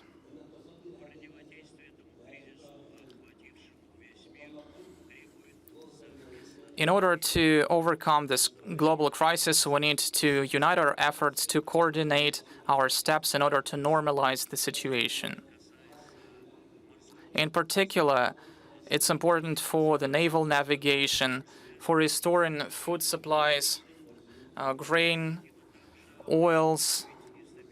We need to stabilize the global situation to reduce the consequences of economic crisis for those people who strive peace and development. I would like to take this opportunity and to call on all the companies that are part of this forum to tap the huge potential and to invest in all the spheres, in all the areas of economy in Egypt. I would like to send best regards to the citizens of St. Petersburg, the city of wrestlers, who are very important for the city, and that city is the symbol of openness to the entire world. I would like to thank, in conclusion, His Excellency President Putin for his invitation that he sent to Egypt to take part in this forum as a guest country. I would like to wish the participants all the success. To all the brotherly nations, I would like to wish constructive, successful cooperation, prosperity, and progress. I pray to the God to send us peace and stability, to prevent wars, to avoid social economic consequences of conflicts, to resort to dialogue, to the language of mutual understanding and peaceful coexistence. Thank you for your attention. Thank you very much, Mr. President. I'm sure all the residents of St. Petersburg are particularly pleased to hear those warm words addressed to them. Well, we have a little way to go before we move over to the discussion, and we tempt you a little bit longer. Before that, we'd like to listen to the address by the President of the People's Republic of China, President Xi Jinping. Your Excellency, President Vladimir Putin, ladies and gentlemen, dear friends. I want to thank President Putin for his kind invitation. It gives me great pleasure to join you again at the St. Petersburg International Economic Forum after 3 years. In February, President Putin visited China and attended the opening ceremony of the Beijing Winter Olympics. We had friendly exchanges and reached many important common understandings on expanding all-round bilateral practical cooperation and following a global governance philosophy that emphasizes extensive consultations, joint contribution, and shared benefits. Currently, China-Russia cooperation is showing good momentum across the board. Two-way trade reached $65.8 billion in the first 5 months of this year and is expected to reach a new high for the whole year. This reflects the strong resilience and internal impetus of our bilateral cooperation. As a result of major changes and the pandemic, both unseen in the century, the world is entering a new phase of instability and transformation. Economic globalization is facing headwinds. The North-South gap keeps widening, and development cooperation is losing steam. All these are weighing down the already struggling world economy and posing unprecedented challenges to the implementation of the UN's 2030 Agenda for Sustainable Development.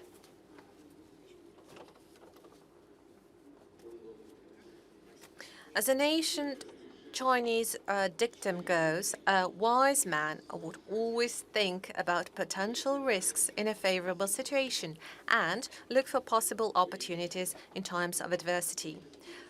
Crises and opportunities come together, and a crisis overcome is an opportunity gained.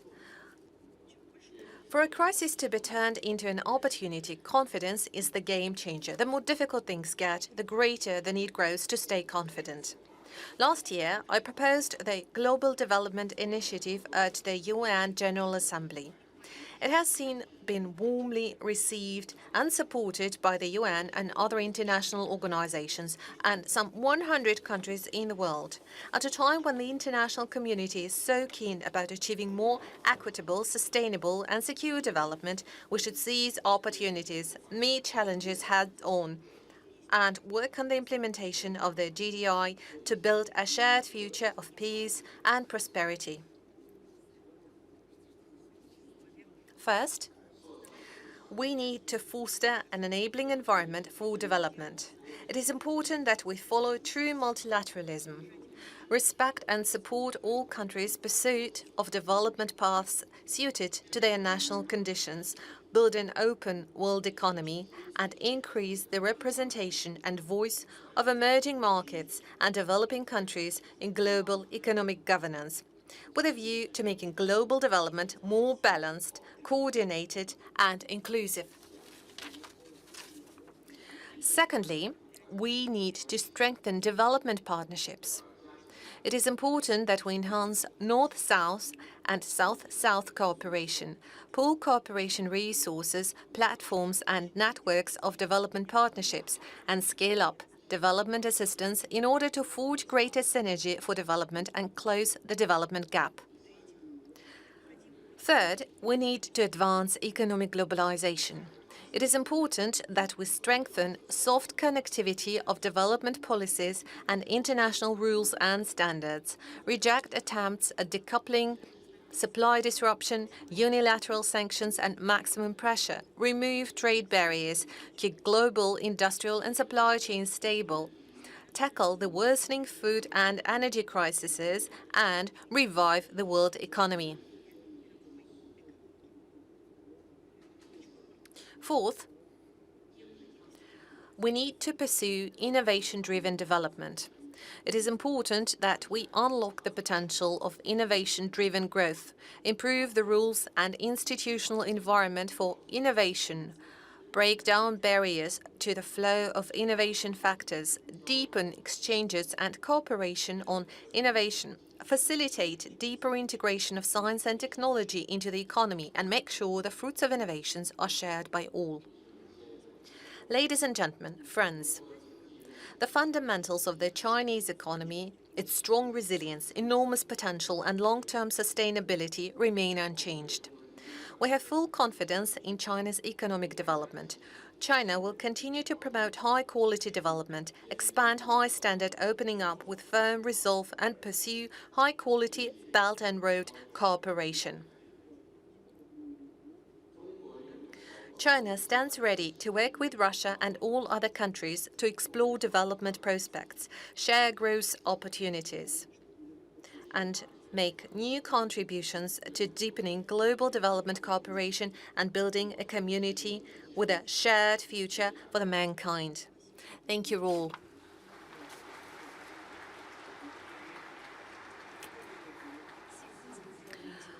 Our gratitude goes to President Xi. It is always exciting to learn more about the Chinese wisdom, learn a few new Chinese sayings. Probably, who knows, the Chinese wisdom is exactly what the world needs at the moment. President Putin, I wanted to show one thing. I wanted to show it specifically to you. That's a package of juice. It doesn't really matter what kind of juice it is or what brand it is, but look at the packaging. It used to be very different. It looked very colorful. Now it's all white. Why so? Well, because there is no paint available.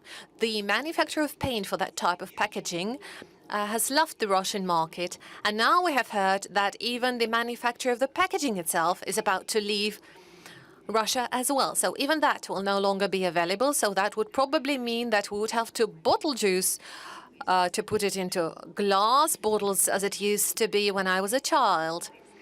So there are very different positions on that. You slightly touched on the matter in your address today. A major part of the people present in this hall at the moment have probably arrived to St. Petersburg on a Sapsan train. We hear from some people that will replace Sapsan trains by the Chinese trains that are even better. Some say that we will learn to manufacture trains on our own. Well, I have to say that the high-speed trains we used to have in 1984, they were called R24, was aged 4 at the moment, and back then we had high-speed trains, but we no longer have them, which is quite sad. And there are people who say that, no, we cannot substitute Sapsan trains. They will operate for about 2 more years, and then we will have to make a step back, and we will have to refuse from high-speed transportation. And that will happen everywhere, mobile phones, computers, everything that we're used for. And we will have to refuse from that. That would be extremely sad, really heartbreaking, I would say. Is there any other option? Well, whenever a decision is being made, any decision, you have to focus on the essentials. What are the essentials today? Our independence, our sovereignty, and ensure our development in the future? Now and for future generations, or have a nice package today? Well, if we don't have our sovereignty today, then in some not far away future, we will have to procure everything, and we would only produce oil, gas, horse saddles, maybe as we used to do it in the past, and sell timber abroad. Well, that would be inevitable, and this is exactly what I was talking about in my presentation. Only sovereign countries can count on independence in the future. But it does not mean that we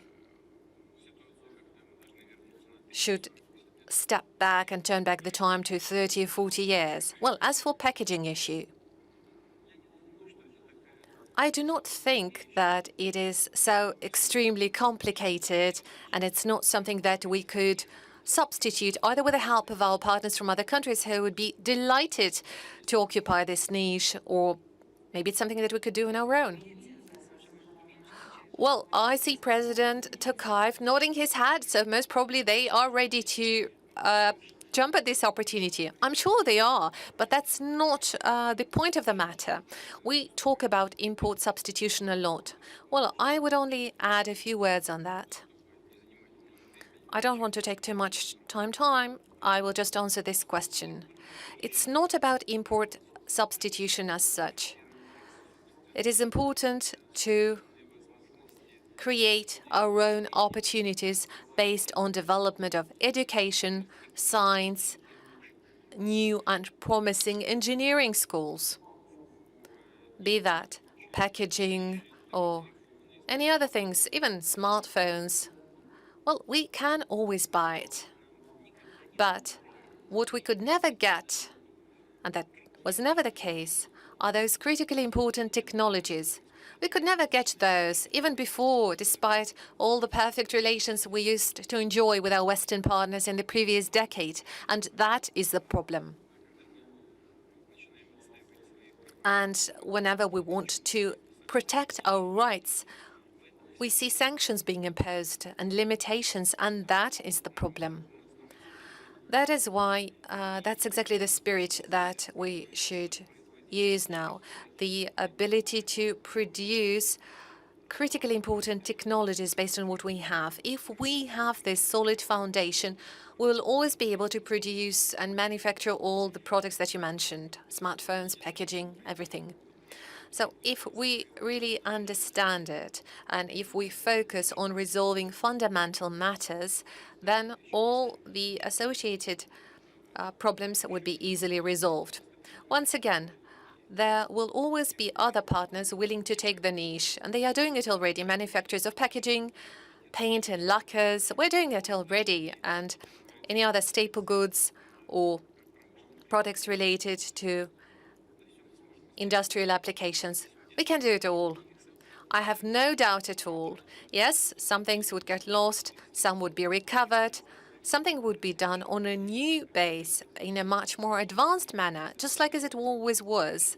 So if we talk about some import substitution, some things will be substituted, some things have to be built and developed in a new way on our own production base. Thank you very much. Mr. President, would you like to add something? Well, I guess it does not require any further clarifications, really. And judging from a very interesting address by President Putin, I guess we can clearly see that already now he is thinking strategically, just as always. Exactly. And it's not really time to care about a package of juice. And indeed, if there is an exciting and lucrative business, it will always be taken, and there will always be partners to come and replace the other ones. There will be new packages of juice, I can assure you. New entrepreneurs will come up. We are talking today about something much more important, and this is what I focused on in my address, the importance of Eurasian cooperation, the importance of uniting our efforts. We have faced problems we could not expect, and I guess along this way we will succeed. Thank you very much. And I wanted to ask you about Eurasian Economic Union. You addressed the necessity to strengthen cooperation in Eurasian space. We all agree, but will we be allowed to strengthen this partnership? Clearly, Russia, well, how should I put it softly? Well, Russia is no longer caring to pay attention to somebody else's criticism or pressure. That was never the case. But there are other member countries. I'm sure your country and maybe even you personally are feeling this pressure. We can only guess. Maybe you would let us know more about it. But some other countries are being threatened by secondary sanctions. Will we be able to do that? Take into account the factor of pressure. Not the goodwill we have it, but those threats. As for Kazakhstan, I would not say that there is direct pressure being imposed on our country. Well, it is a matter of negotiations. Sanctions do exist, and we are taking those sanctions into account in our economic and trade strategy. But at the same time, there are obligations that Kazakhstan has. We are bound by the early agreements we have with the Russian Federation. And as I mentioned in my speech, the geography itself, not to mention the history, means that we are to be together, work together in some very specific conditions. I have mentioned availability of a special industrial cooperation program between our countries. So we are going to work on that. And I assume that the Eurasian Economic Union, despite all the difficulties, has a bright future ahead of it. And the member countries that have joined the Union together comprise a meaningful economic force, big economic potential. Well, one cannot rush ahead, and I certainly do not want to criticize anyone at all, because the actual difficulties and hurdles do exist. That is objective reality of today.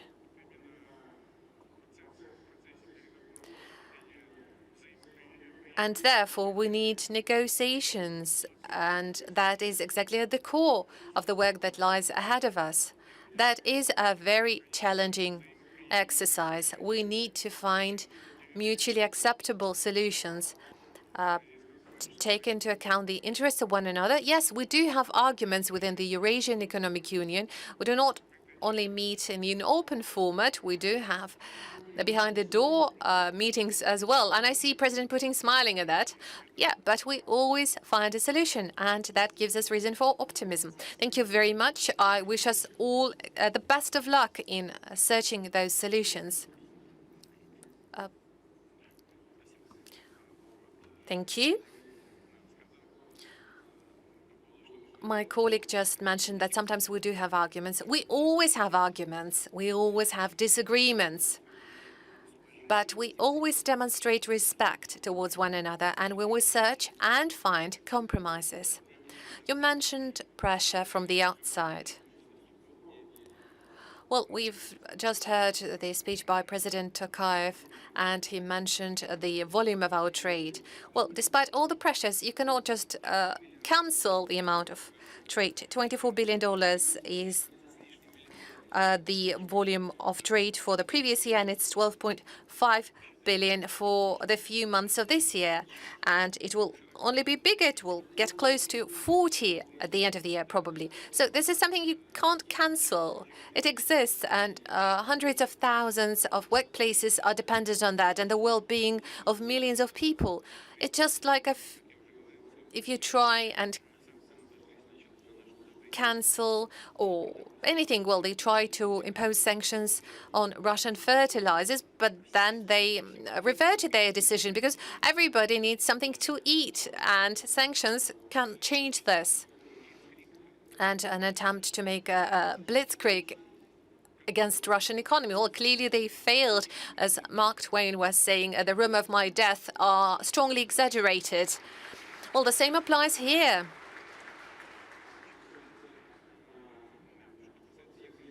As for Eurasian Economic Union, the volume of trade with all our countries is constantly growing, and it is growing stronger as if we compare growth in the turnover volume with the third countries. And nonetheless, it does not stop the member countries from developing trade with the third countries, and that is exactly how it should be.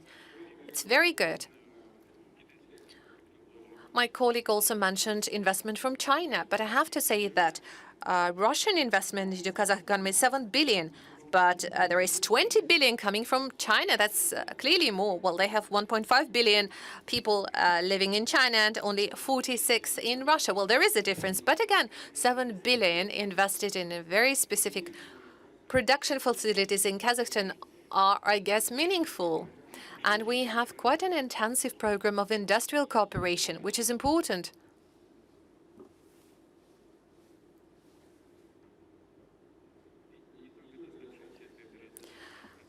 And it's not just the cooperation we've been having with the Eurasian Economic Union, but those are also newly developing projects. You can't cancel that. You can't ban it, no matter how much you'd like that. So problems are being created, but I'm confident that we will overcome them. Just as a follow-up on your comment that everybody is hungry and everybody needs food, well, you could hear a slogan somewhere around Moscow, like, all we can hope for is hunger. What is meant by that is that, well, here comes hunger, and that's when our partners will come to their mind and will cancel sanctions because they will realize that they have to be friends with us. Do you think that that is a realistic forecast? I really wouldn't want the hunger to be the reason, but still.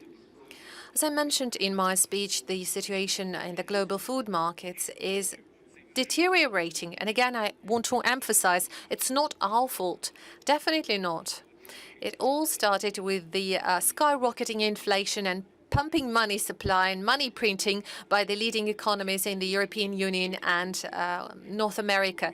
They created this problem. And of course, they made things even worse with sanctions imposed against Russia, primarily the logistical problems, financial services, insurance. But we certainly wouldn't want anyone to suffer from hunger because of that.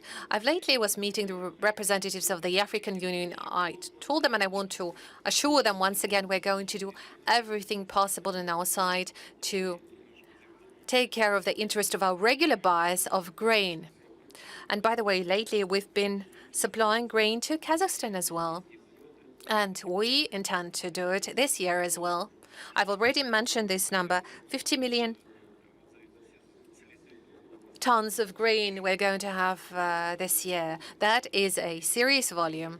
We are still leading in volumes of sales of grain at the moment. We are number one in sales of grain in the world. But again, we are not happy at all.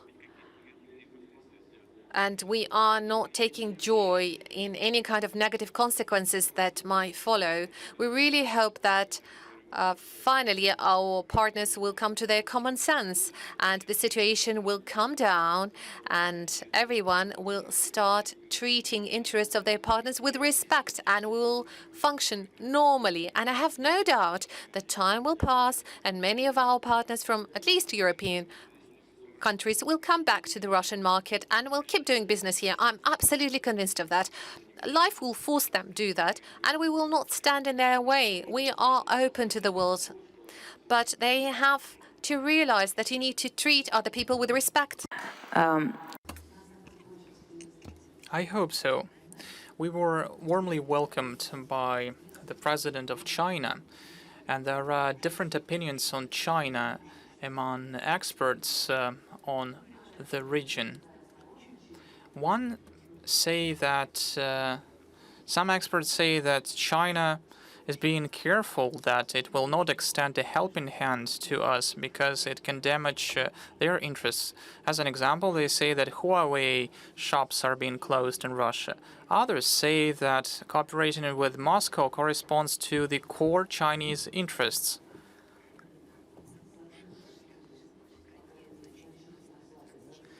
Because the world with much weakened Russia gives less hope to China to hope for a multipolar world. In your opinion, what do you see? What will be with the picture with China, and what is the situation? You know that multipolarity is not a preferred scenario, it is inevitable. And when we hear that some try to freeze the international relations at the example of 30 years old, when 30 years ago when the USSR collapsed. But people understand that the changes are inevitable. We see more dynamic polars of power, and many people don't like it. And many people don't like seeing the growth of Chinese might. I highlight that the economy on PPP is China is number one in this regard, and this is a fact. And GDP per capita is much lower in China than in the United States and Europe, but taken into account the economy as a whole, China is number one. And given the growth tempos of China, it means that China can allocate massive resources to development, to culture, education, science. This is very important, and this creates prospects for the development. The same applies to India, with a population of about 1.5 billion people, market economy. It has been dynamically developing. Prime Minister Modi is a very progressive man, a very smart man. Take, for example, Indonesia, with a population of 300 million people. This is the largest country with the largest share of Muslim population. It's also developing. Africa has been developing. Latin America has been developing. Yes, these regions have their problems, but everyone has problems. But the potential is colossal, and it cannot be disregarded. The multipolar world is inevitable. And those who try to desperately preserve the unipolar world, they are making a terrible mistake that will be very costly to them. I have no doubt about it. It is not a threat. It's just a matter of life. This is a fact. As for the People's Republic of China and our relations with China and Asian countries,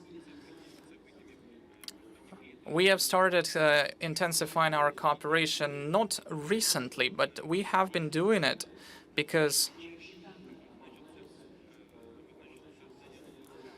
Asia and China are the new centers for global development. Everyone understands it. Everyone sees it. Take a look at the GDP growth in China. Yes, it used to be 7+%. Now it's 5%.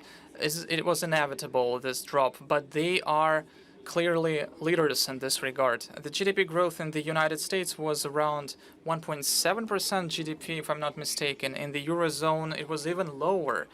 In Asia, the number was 5% or even more. So these are the global trends. And we are building our relations in line with these trends. We have been doing this for many years. Our trade turnover is $140 billion, and this year will see a record high number in terms of trade turnover, not because the current political situation forces us to do it, but it's about an objective global picture. We are interested in cooperating with China. It is beneficial to cooperate with China, given that bilaterally we have very good, trustful relations and personal, friendly relations with President Xi. And it lays a good foundation for building interstate relations. However, it doesn't mean that China has to play up to everything we do, has to follow us in every endeavor. We don't need it. We understand that China has national interests, and we understand that, as we do, the Chinese leadership is guided first and foremost by their national interests. But our national interests do not contradict each other. And if we have some arguments, and of course there are some issues that we do not share opinion on completely, but on an interagency level, we always find solutions, and I'm confident that it will be the case in the future. You have just said, and you have been saying this over many years, about the entrepreneurial liberties for doing business, and you are saying that this is the way forward for us, the way to development. This will be key in overcoming these colossal sanctions that were destined to destroy us. And the president of Kazakhstan, Mr. Tokayev, has recently said, I quote, "In a new, just Kazakhstan, there must be no room for corrupted judges and law enforcers," end of quote. I don't know what is the situation in Kazakhstan now, but Mr. Putin, I'm afraid that I will disappoint you, but the situation in Russia in this regard with corruption is somewhat deplorable,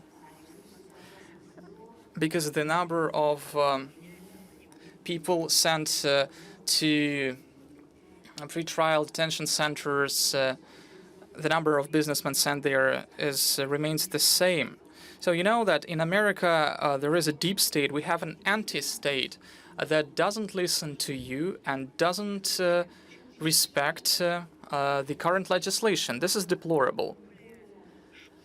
Maybe we can adopt a tougher stance on it, for example, to enshrine it into our legislation, to forbid those people being sent to the pretrial detention centers. I think that those people who are sent there, they are less harmful than the system itself, because this system protects the interests of some unscrupulous people. This is a very sensitive matter. I have already mentioned it, and you have been speaking on behalf in the interests of businessmen. I understand these concerns. This is what I was talking about. This was the reason why I was talking about it. But there is the other side of the medal, the interests of people, of ordinary citizens. And if they see that if there are illegal violations, the violations of the law with regards to businessmen, then ordinary people think that they ask themselves a question: why aren't state protecting us? So the situation is not easy here. You have just mentioned the fact that we are facing pressure. But let's go back to realities. Our neighbors also face such a pressure. Our partners saw their property being taken away. They were punished for working in Russia. Where are those principles of inviolability of private assets? Sanctions hit hard against people who have absolutely nothing to do with the state, have absolutely nothing to do with the decision-making. Those are the physical persons who were working in good faith, and they didn't violate any legislation, not in Russia, neither in other states. This goes beyond every single rule. This is insane. And many people who were part of the Western economies, they were in favor of developing relations, but then when they were taken everything, when they saw their assets being taken, they were really offended. And in 2014, you said that they will feel the consequences. Unfortunately, this was the case. But there is nothing like that in our country. Yes, there are problems. Otherwise, I wouldn't have raised this topic. And facing today's difficulties with regards to the pressure from the outside, I constantly repeat,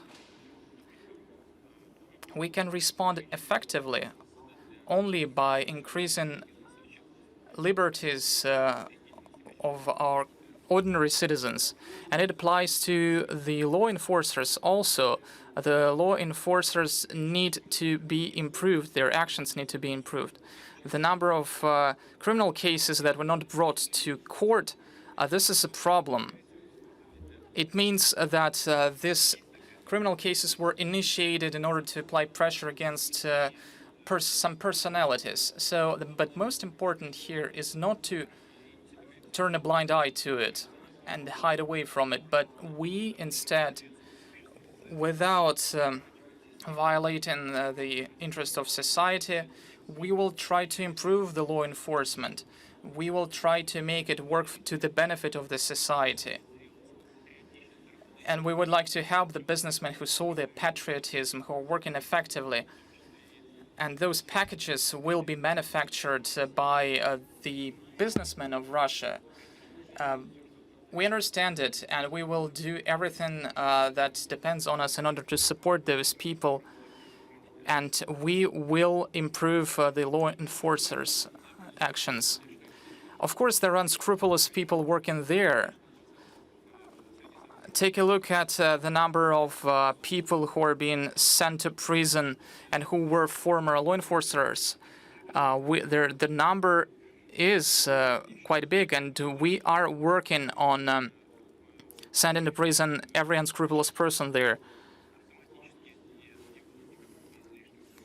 And so we're trying to improve the system so not to have as less outside pressure as possible. We understand it, and we're working consistently in this regard. As for Kazakhstan, We have discussed these issues with the incumbent president for a number of times. He pays attention to fighting corruption.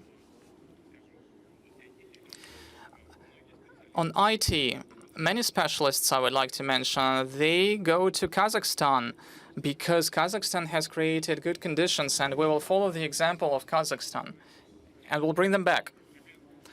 Thank you very much for complimenting our country. Indeed, we are creating the best possible conditions for our Russian colleagues and friends to work in Kazakhstan. I understand that their relocation may not be permanent, and they may come back to Russia at some point. But at this, we need also to cooperate, and we need to screen off those people who decided. And it is impossible to screen off those people who want to work in our country. As for the law enforcement agencies reform, I understand I concur that this problem is very difficult to resolve, and this problem cannot be resolved in a blink of an eye, because this problem needs to be resolved because people see the problem and it leads to social depression. Therefore, I established a special commission on returning state assets that were illegally privatized with the use of administrative political resources. Apart from that, I established a commission headed by the Prosecutor General that will be in charge of returning financial assets that were illegally transferred abroad. I understand that this is a difficult task because we'll have to work in line with a lot of procedures, but this has to be done. As for the law enforcement agencies reform, in September I will declare a new package of reforms aimed at changing the format of the judicial system. This is a very relevant problem for Kazakhstan in particular. Now we are pursuing police reform.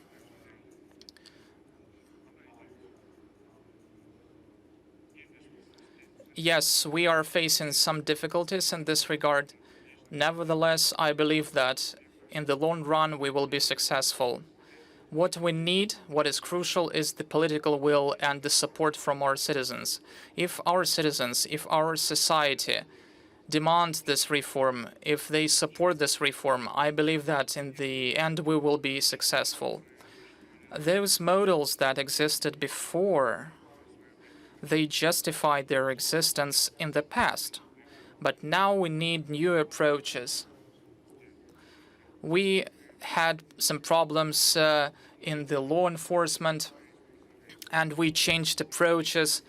We were guided by Europe and loosened the restrictions. Then we went back to strictening the restrictions. Where are you moving now? In what directions? And now we found this golden mean, and that it clearly is based on the needs of our people who want to see policemen as a reliable protection, those people who are immune to corruption. Don't get me wrong, I'm not going to state noble goals, to set out noble goals and then to forget about it. We need to work on it. As for China, President Putin has told a lot of interesting things about this country, and I am a specialist on China, by education, and I concur to the thought expressed by President Xi Jinping, saying that every danger has an opportunity and every opportunity is a chance to grab it. I understand that crisis is comprised of two hieroglyphs, danger and an opportunity. Every crisis has opportunities and dangers, and we need to grasp those opportunities. You mentioned the Huawei company. I spent almost 8 years in China, and I had the opportunity to visit this company at the very outset in the Hanxin region. I remember very well when this company was stationed in, was based in a 3-room apartment, and at that time nobody thought that it will become global. But it happened. The key to the Chinese success is the fact that Deng Xiaoping managed to build a concept, economic concept. He reunited capitalism with a social foundation. He said that it was a Chinese-specific socialism, and it was China who understood the importance of modern technologies. And they did it step by step. First of all, they produced essentials, sold them abroad, brought money to China, invested those funds in buying technologies, procured technologies from abroad, as was said by the former US President Donald Trump. But in fact, China reached many successes in technology, and they set out on a way to turn China into a cyber power. So this is the key to success, the right strategy. Вот видите, как вы говорите. Well, see, you talk to us about the importance of protecting entrepreneurs' right. Well, actually, you addressed this matter, President Putin. Yeah, all right. My colleague from Kazakhstan addressed the matter of assets recovery, and especially the capitals that were brought out of the country illegally, and now you don't know how to bring them back to the country. Well, in Russia, many entrepreneurs, many businessmen took money away abroad legally, but this money was taken away from them. They were ripped off their money. That's exactly what I'm talking about to you now. You make sure you invest here at home, and we will take care of your investment. This is exactly what we're going to focus on. Well, I remember you once told it to our Polish colleagues, all you have to think about is about your home. And President Putin, when you're saying that it's somewhat better out there, better abroad, well, you have to be a complete idiot or a moron, really a hypocrite, to believe that the West lives the values that it has been feeding to us as the only truth. The right of speech, right of property. I'm saying that as the editor-in-chief of RT, that they closed in a day, and now they approved the extradition of Julian Assange that will be put to prison for 175 years. He is to die in prison. It's very difficult for me to say it. He was a former employee of the House. He had a program, and he's an outstanding journalist. And he will be put to prison for the work he's been doing as a journalist. So what kind of property right can we talk about when we see that happening? It is exactly not what we believed in the 90s. But we're not there. We are here. So coming to this matter, I'd like to ask you about the administrative guillotine. You probably remember that the government presided by Medvedev launched this process, but we still don't really have it. And those rules and regulations that many agencies are guided by whenever they come with their inspections and audits were written back in the 70s and the 60s, and they are totally outdated and are really difficult to comply with. Technically, it is virtually impossible. Maybe they were up to date back then. They protected consumer rights, which is, of course, important.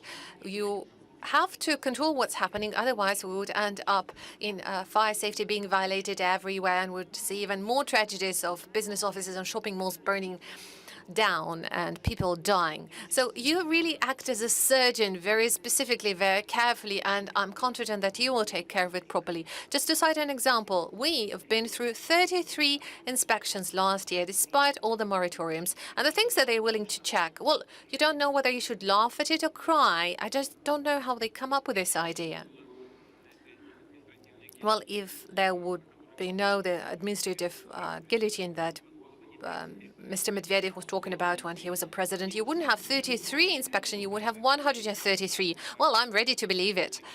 Yeah, so I would still say that this guillotine is working. There are hundreds of outdated rules and regulations that have been cancelled and are no longer valid. And I'm confident that if we would give the representatives of the agencies present here in the room to have a word, and that I'm sure that they could confirm my words. But at the same time, many would agree to what you are saying. Indeed, not enough is done there, and that's exactly what I'm saying. We need to cancel all the audits and examinations that are not really needed, all those inspections that are not necessary. So all those inspecting bodies should only come and check when there is a risk posed to life and health and well-being of people. Otherwise, it could be controlled and monitored remotely without any interferences. It is all doable. So, of course, a lot has been done already along this track, but we're not going to stop at that. We will continue this work. Thank you. The whole world was waiting for our economy to be shredded to pieces. Well, not the whole world, actually just one part of the world and not the biggest one. And just to remind you, 83% of population live in the countries that support Russia, or at least are not joining the sanctions regime. So they didn't see our economy being torn to pieces. Our economy is made of a much stronger fabrics. You can't tear it apart that easily. And we've seen a government reacting very quickly. Well, I've been criticizing the government for the administrative guillotine, but I can't but praise the government for a very fast response on the very first days. One could not possibly imagine that we wouldn't face the huge leap of inflation that we could have, that the dollar would not reach 200 rubles, and that the aviation would be at a halt. So with God's help, we think that we are really at the threshold of possible in a good sense, because we acted really quickly as we could, and we can't blame the government for being slow. But the question is, maybe it is time to review the whole system.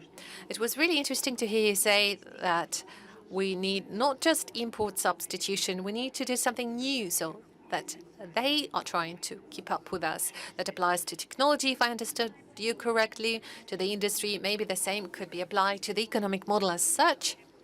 Well, we've heard about market economy a lot, about capitalism, but now we start seeing it differently. Today at the Vneshikonom Bank session, it was mentioned that capitalism has outlived itself. It's all about trade and making money. Maybe entrepreneurs should see their role differently, the place they live, their home. They have to treat it differently and try to make it better. And probably there should be more interferences in economic processes. Elon Musk could never be Elon Musk if he was just an entrepreneur. He is living from the orders from Pentagon. You could also say that BBC is an independent broadcaster. Well, I could argue that. So maybe the government should support economic activity in a way to create new economic models. What do you think about it? Well, I've addressed this matter publicly at one of the online events we've had. I was saying that the earlier models of capitalism have somewhat outlived themselves when you only focus on making profits. And the world is moving to a stage of development when it is important and everyone is actually forced to think about something bigger. If we keep going this way, then the world will be totally out of balance and the threats are becoming imminent, and that is the challenge of the time. And if we want to preserve this fragile balance, we need some kind of rebalancing. And we need to take into account all the factors that violate this balance. The same applies to matters of food security, a shortage of fertilizers. How can you do it otherwise? If you act like this, if the major economies of the world would act like vacuum cleaners, sucking in all the products available in other countries by bringing them home, well, the problems would only grow because of that. what would be the outcome? Not just hunger. Those would mean new waves of migration, and those migration flows that are already present in the United States, coming like tsunami. They've been talking about building a wall on a border to Mexico. Well, those flows of migrants are still there. The former and the current president might argue as long as they want, but the migrants are coming. God forbid if hunger happens in Africa, then the economic migration would only come to Europe. How are you going to react to that? Well, very simple. You simply have to stop acting like this when you only think about yourself. If they go on like this, the consequences would be severe. We need to move on to other type of model of doing business and regulation. That is a difficult process, but I think it is inevitable that the global community will come to this idea.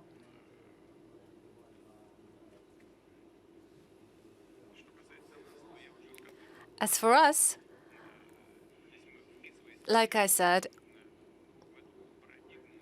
we are in this paradigm, in this global trend, and we primarily need to focus on what my colleague was talking about, the president of Kazakhstan. We need to first and foremost focus on the matters of economic growth driven by technological development, new management models for the economy and social and political affairs. This is the only way for us to ensure leadership. This is where we have our competences. Thank you very much, Mr. President, Mr. Tokayev.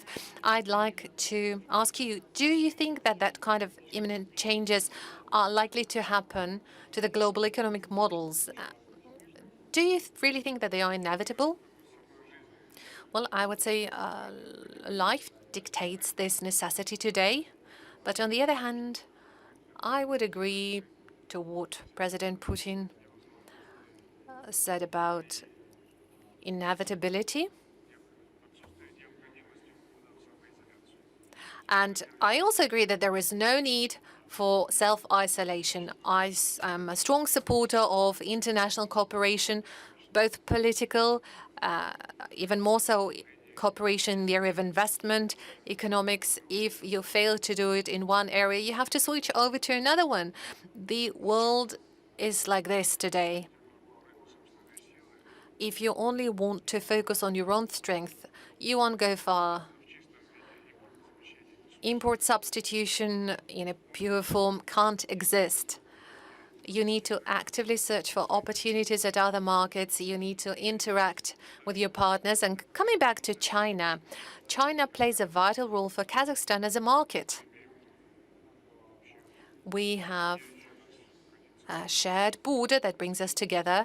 It is more than 4,000 kilometers in length. Everything produced in Kazakhstan, be that commodity or consumer products, chocolate, oil,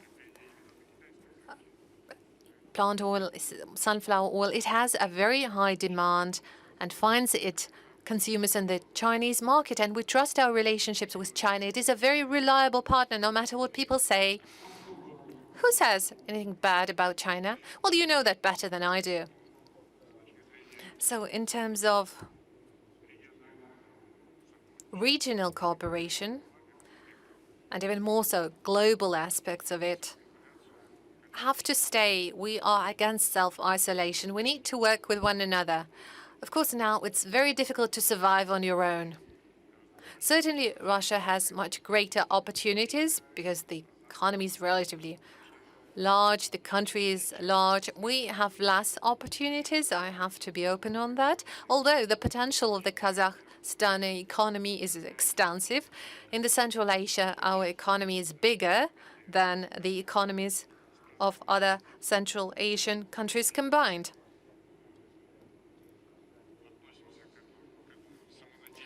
But we don't want to be too hopeful here. We want to remain in shape, and we are always on alert, because one thing is to achieve success, but it's something very different if you lose everything you've conquered, and that can be done very quickly. All the strengths you've gained can get lost. So under the circumstances of global competition, we have to stay in good shape, and that's exactly what we're focused on. Thank you very much. Now let's move on to another topic. Inevitably, we have to talk about Ukraine. I guess no discussion can happen today without addressing this matter. But before I ask my question, I'd like to make use of this opportunity, and I'd like to remind you, if I may, that we've met a year ago with you and the representatives of the Russian media. We just got back from Donetsk with our colleagues, and we were very affected by this trip. And we asked you whether Russia has any plans to support those deeply troubled people. They looked at us with hopes in their eyes. They had nobody else to hope for. And it felt very difficult emotionally. We had a lot of compassion and sympathy for them. And you told me back then, well, don't worry, Margarita, we are not quitting on Donbas.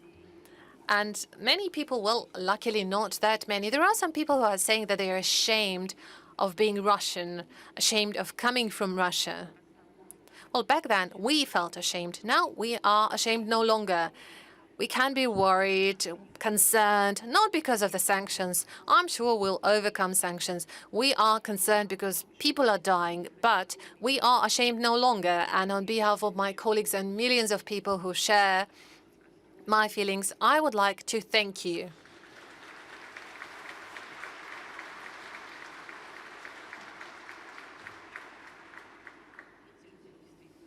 Well, see, the audience is sharing my sentiment. Nobody asked them to clap and to applaud.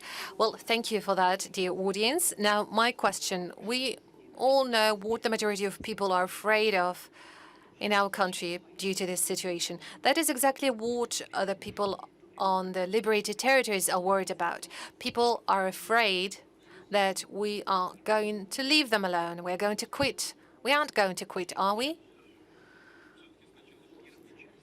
Well, the first part of your question, if I may first, you mentioned that some people say that they're ashamed of being Russian. Well, only those are ashamed who do not see their destiny tied, lives of their children tied to our country. They're not just ashamed. They simply do not want to encounter any trouble in those regions of the world where they want to live. Or want their children to grow. Well, those are exactly the people who are worried. And people who think, people who see their destiny tied to Russia. Well, maybe they are concerned by what is happening. Maybe they are worried. But deep in the heart, they are definitely very much interested in Russia growing stronger. More independent, more sovereign, more confident in its own future. It can't be seen in any other way if you want your children to grow here and to live here. So we shouldn't really talk about shame here. It's something different. Now, as for what is happening, well, military action is always a tragedy, but we were forced to do that. It was inevitable. We were forced to act in this manner. We were forced to do that. We were really pulled to this line. And look how it all happened. No matter what kind of pro-Western governments are there in Ukraine, we worked all right with all of them. President Yushchenko, Madam Tymoshenko, they were completely pro-West. And the so-called civilizational choice. What kind of a choice is that? They have stolen money from Ukrainian people, have hidden the money in the banks, and now they're saying that they want to protect Ukrainian people. And the best pretense for doing that is to say that that's civilizational choice. And now they've started doing anti-Russian policy, hoping that no matter what they do, their money is safe there. Well, that is exactly what is happening. Look what they do. No matter what they do, it's okay. They're not punished for that. And that's exactly the point of this so-called civilizational choice. Why create this upheaval and coup in 2014? Well, look, 3 ministers of foreign affairs from 3 European countries, Germany, France, and Poland, came to Ukraine. They were present as guarantors of agreement reached between President Yanukovych and the opposition. I received a call from President Obama. Let us make sure that the situation calms down. All right. And in a day, there is an upheaval, there is a coup happening in the country. Why? Why do that? The opposition would come to power in a democratic way. Why not do it this way? Go to the elections, volunteer and win the elections. Why create all this bloody mess, this upheaval? And now they're saying, well, we shouldn't remember that. Oh, no, we will always remember, because that is the root cause. The reason for what happened are those people who made this upheaval, this coup, and they signed a paper of agreement between President Yanukovych and the opposition. What have they done? They've created a coup. They've promised a peaceful process. What were they supposed to do? They were supposed to come and say, no, it can't work this way, guys. You have to come back to a proper political process. We need elections. And that would be it. No, they started giving cookies to the protesters and supporting this coup. Why? And hence what was happening in Crimea. No, they didn't want to respect the choice of the Crimean citizens. And then the first sanctions were slapped on Russia. Twice, thrice, there were big-scale operations in Donbass, firing on people. No one blinked, batted an eye. Then the Kyiv authorities decided to renege on the Minsk agreements, but they were okay with that once again. That's where it all has come from. Moreover, they started to build an anti-Russian springboard in Ukraine. Imagine we were trying to build something like that somewhere next to the US border, somewhere in Mexico. No one is even thinking of doing anything similar next to the US. In the past, we even removed our military bases from Cuba. No one would ever entertain such a thought, such an idea, whereas they do exactly the same to us. Thousands and thousands of times, hundreds of times, we were saying, let's come to an agreement, but no, they wouldn't do that. Where does this disrespectful, negligent attitude towards everyone, us included, come? Well, it comes from the sense of their own magnificence which appeared after the collapse of the Soviet Union. I already said what we are gonna do. We are going to protect the interests of these people. Our guys are fighting there, they're giving their lives, but there's no other way. Otherwise, why these sacrifices? Of course, we're going to support people who live in these territories, but in the end, it is going to be up to the people who live there, who reside there, who are going to make a choice about their future, and we will respect that choice. Thank you. Well, truly, as you're probably aware, this special operation, well, amazingly to normal people, in an unsurprising manner, and to others who are against us in a surprising manner, this special operation has consolidated our society. You saw your own reputation climbing up in the polls, and people are willing to volunteer their own assistance. They are ready to provide accommodation in Moscow region and elsewhere. Military correspondents are sending the necessary equipment. If you know that this or that battalion requires a drone or something else, this is surprising. We only read about such heroic deeds and consolidation of our society in books during times of trouble and tribulation. At the same time, sometimes, especially in Moscow, one comes under the impression that we live in the final part of, a drama by Bernard Shaw, where broken hearts are, where heart breaks. So everything is first fine, and then bombs start falling down. And right now we hear such words spoken as nuclear war, the third war. We understand this is not the second, the third special operation. Well, I'm not talking about us. We saw such special operations elsewhere. Our so-called counterparts carry out special operations, and they wage war wherever they please, and no one is criticizing them. If something is happening in Libya or Afghanistan, in Syria, no one says that this would result in a third world war.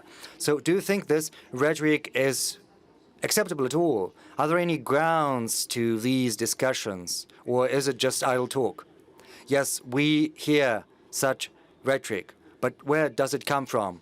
From their own statements. First, one irresponsible politician says something, then someone else at a very high level at the foreign ministry. The leaders say such things, but we're not going to stay silent, and we have to respond. And they simply cling to our words and say that Russia is threatening, but we're not threatening. We are simply saying that we will do everything to protect our sovereignty. And this is obvious. And the special operations you've mentioned.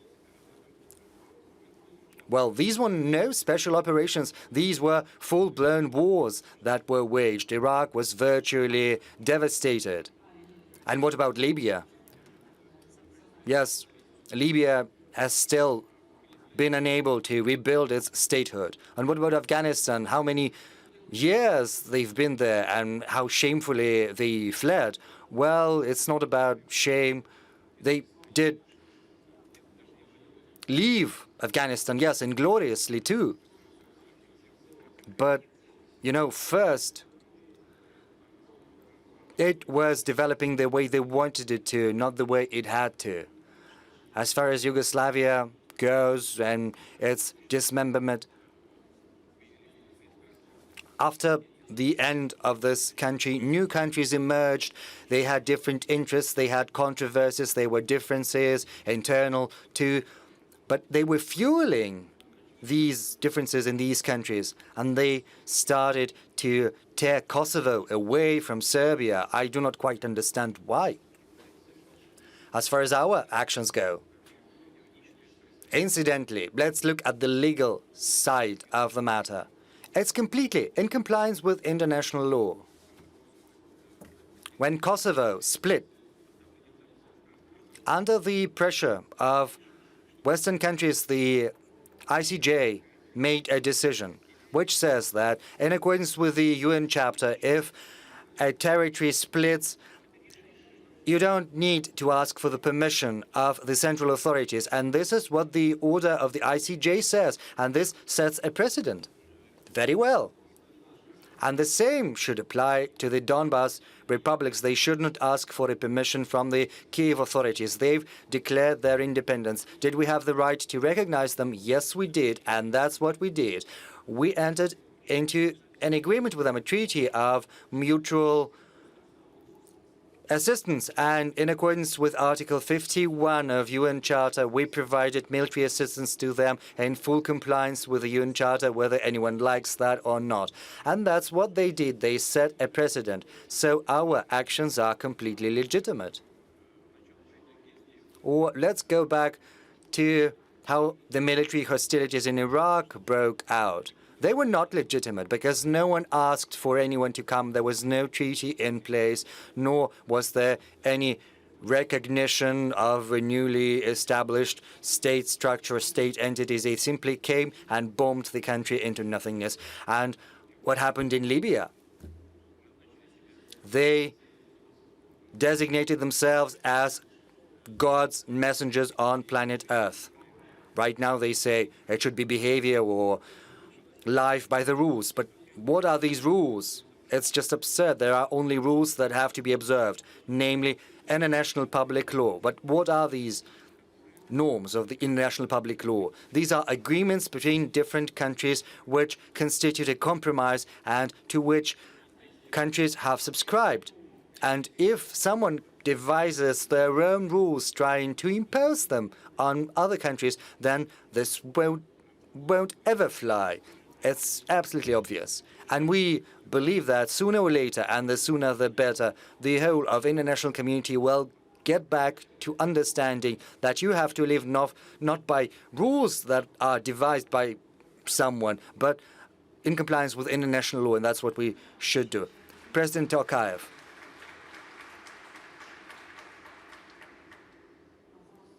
I understand this is a tricky question. You can give different answers to it, but I can't but ask what you think about our special operation. Do you think it was inevitable? The way we think, was it legitimate? And what do people in Kazakhstan think about it? There are different opinions on this matter. I will be frank with you. We have an open society. Civil society has reached maturity, and therefore different points of view are put forth. But I would like to point out that the current international law is based upon UN Charter. But there are two core principles enshrined in the Charter. And these two principles have come into controversy. On the one hand, there is territorial integrity. On the other hand, there is the right to self-determination.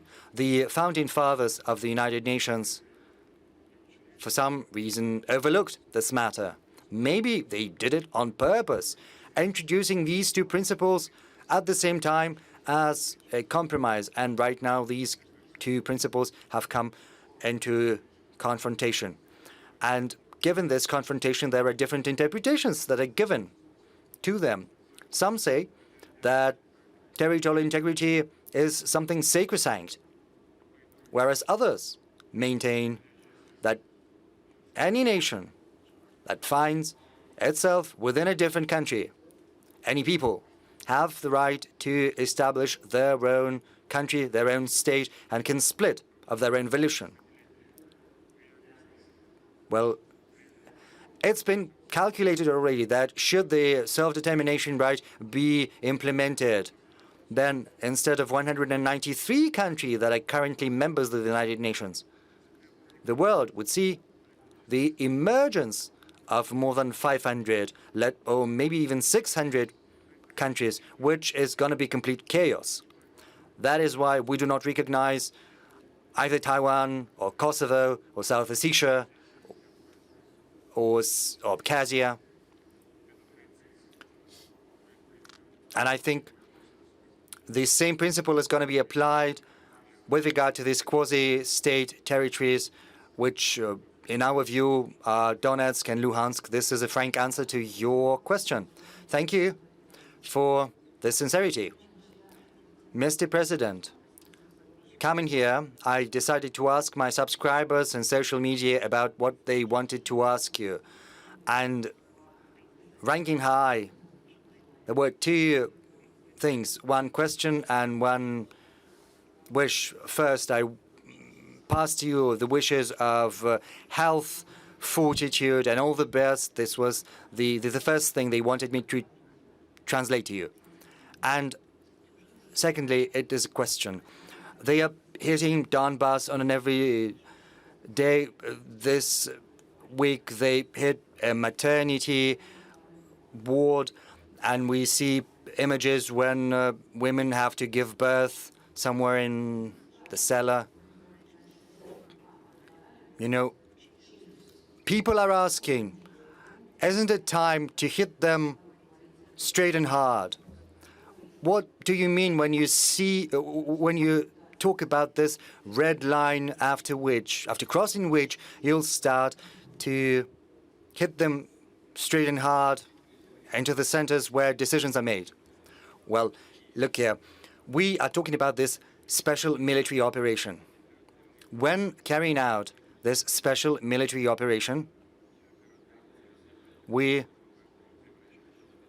should not raise the cities and settlements we are liberating to the ground the way it happened to Stalingrad. And this is a principle by which our military guided.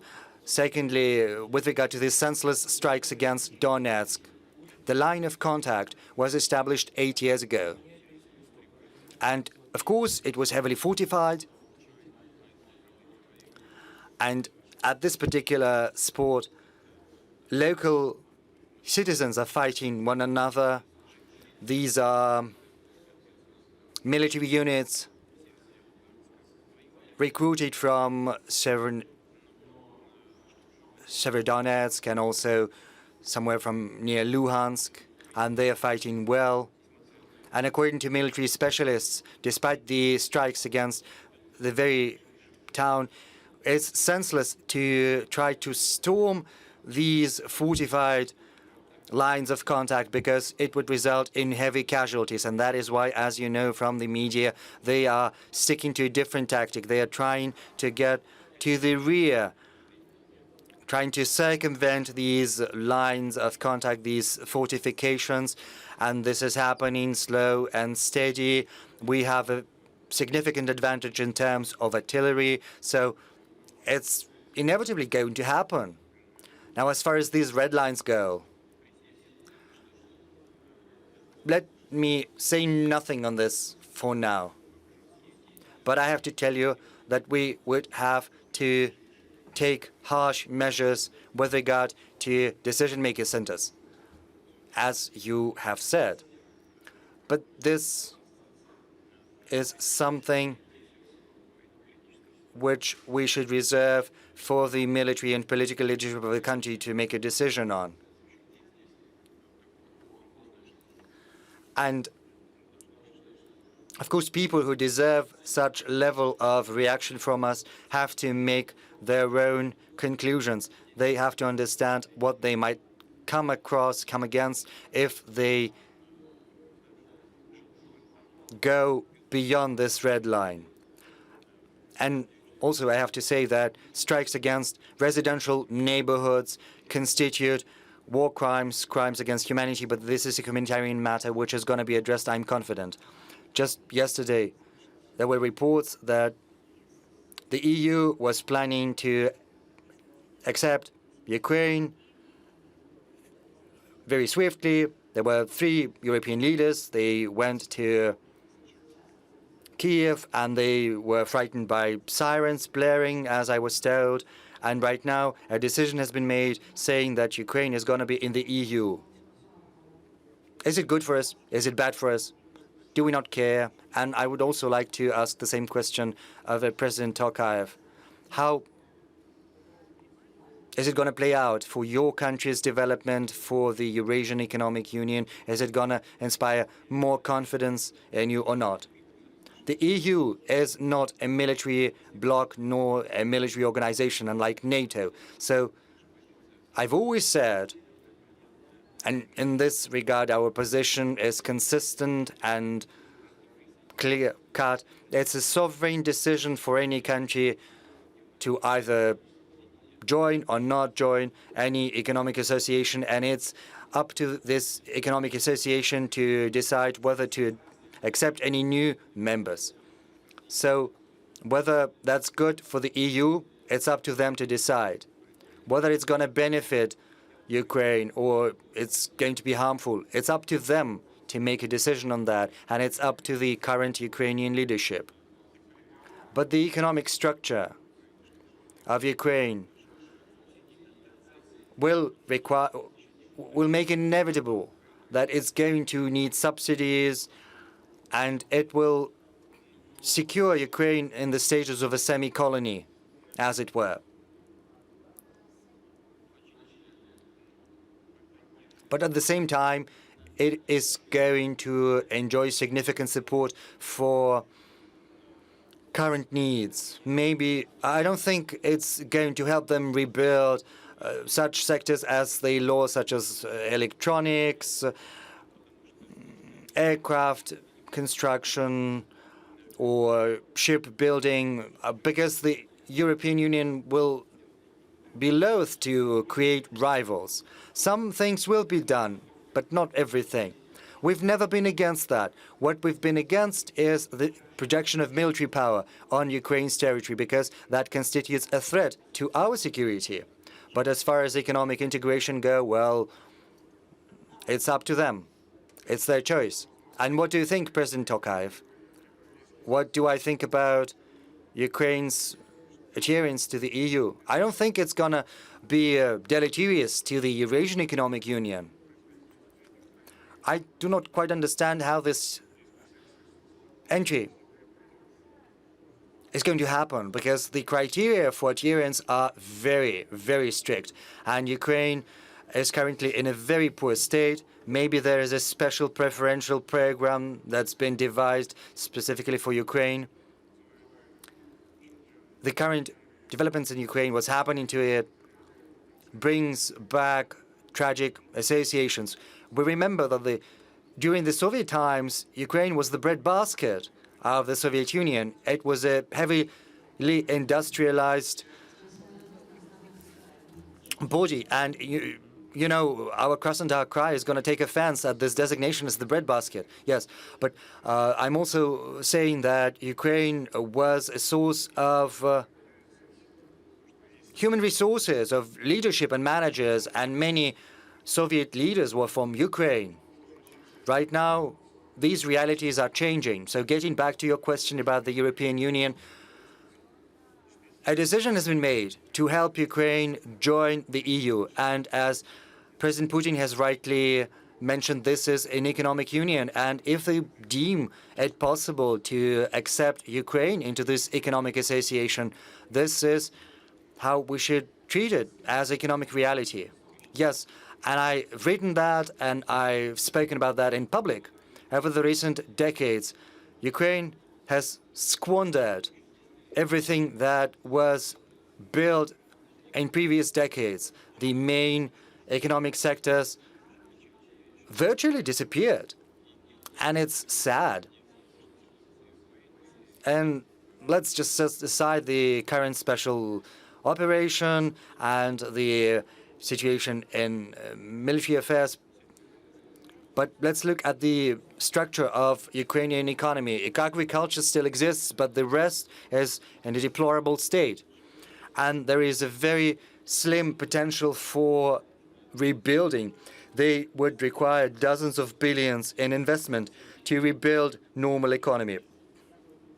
You see, Russia has seen introduction of sanctions, and these sanctions are quite harsh. The central bank had to increase the key rate to 20%, but right now this rate has been brought down to 9.5%, so it's decreasing. We saw a spike in inflation. It was 17.8. Right now it's 16.7, and there is a decrease in trend. Yes, I heard promises of a deflationary spiral. Yes, some specialists keep this threat in mind, and this is something we have to give some thought to, because over the recent months there was almost zero inflation rate. And of course we have to think about deflation.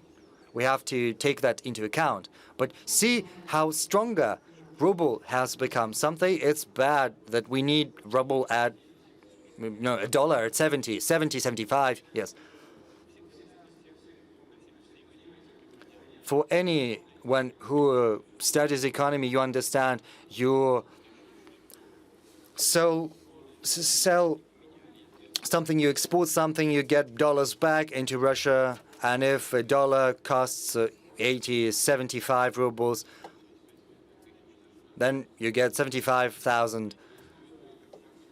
And if dollar is at 50, 56, then you get fewer rubles, and you have to spend rubles inside your country. And of course, for importers, it's not that exporters is good, for importers it's bad, but there is also the risk of very cheap import flowing into Russia, but there are also some benefits.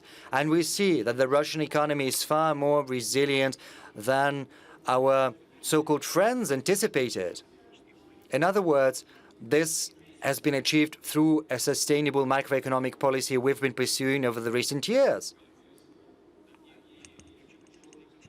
And the key industries have also got our support. We understand full well there are difficulties with the supply chains. We're waiting for spare parts, and we expect new difficulties to arise. We are fully cognizant of that.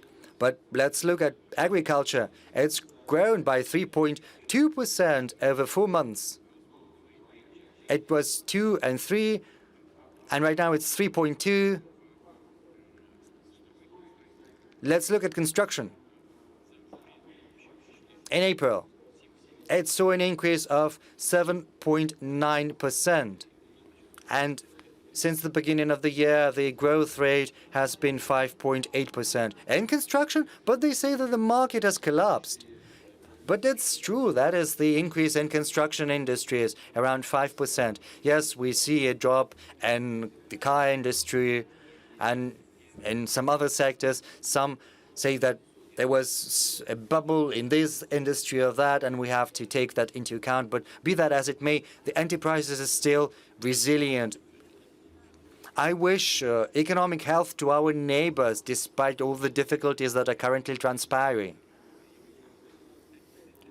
So the question is whether adherence to the EU can give an impetus to the development of key industries in Ukraine. I don't know. But Ukrainians are a talented people. They've got a great potential.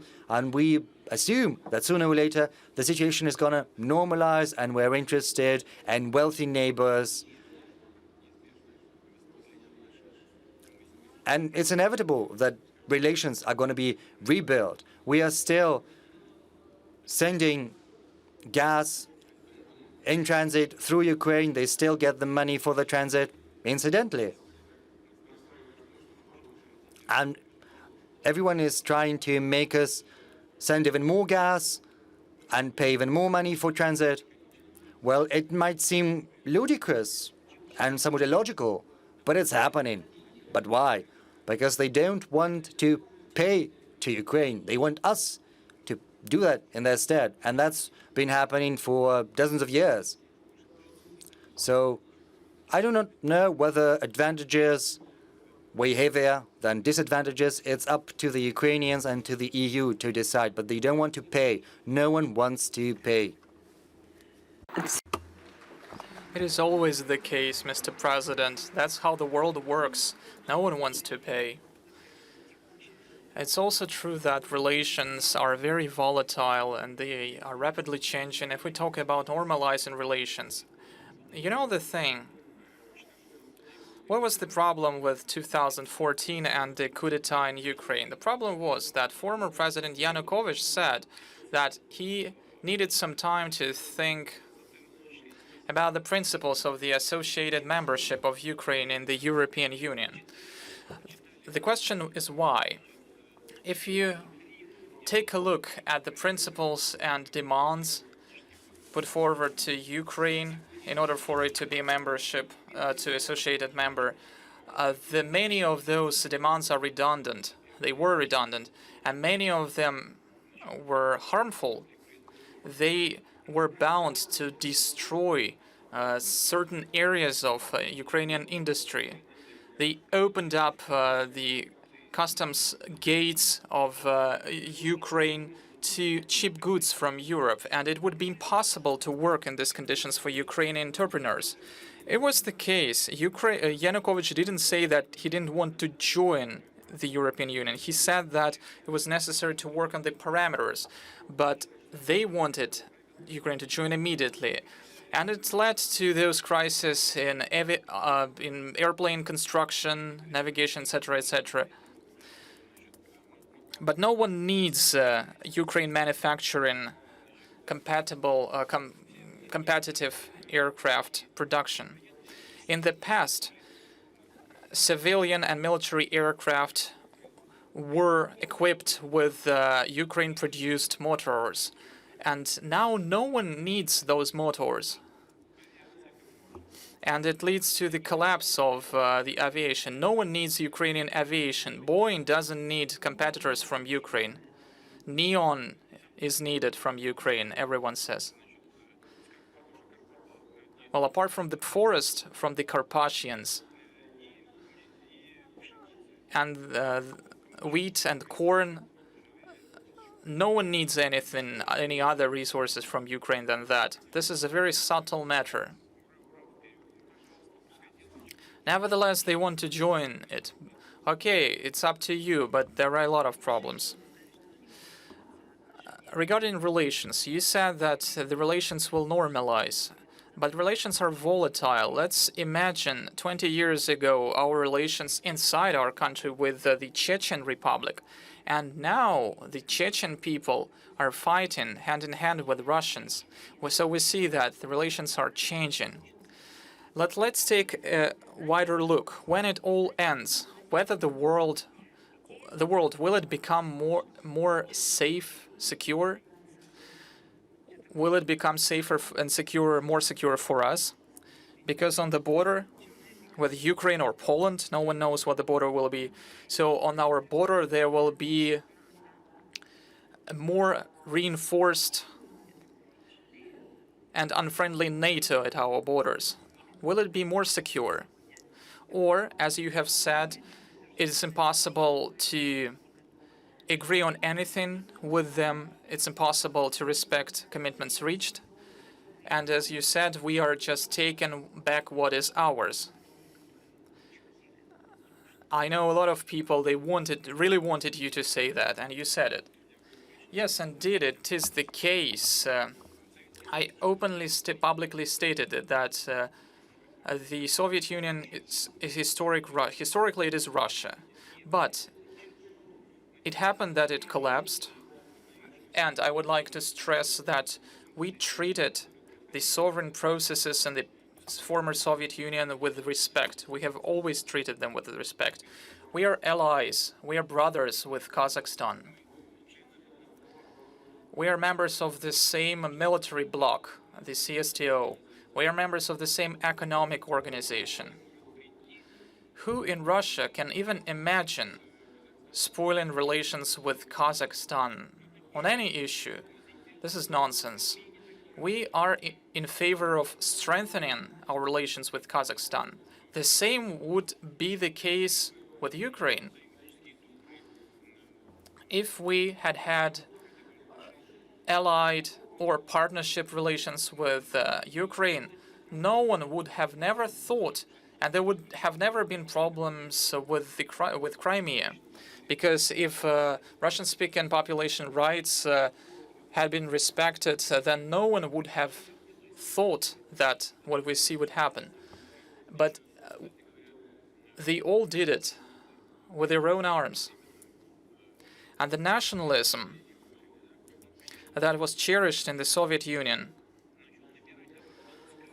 and this nationalism after the collapse of the Soviet Union, it was actively galvanized despite our supply at a very minor prices of energy resources to Ukraine, despite us subsidizing the Ukrainian economy. Those nationalism was constantly growing.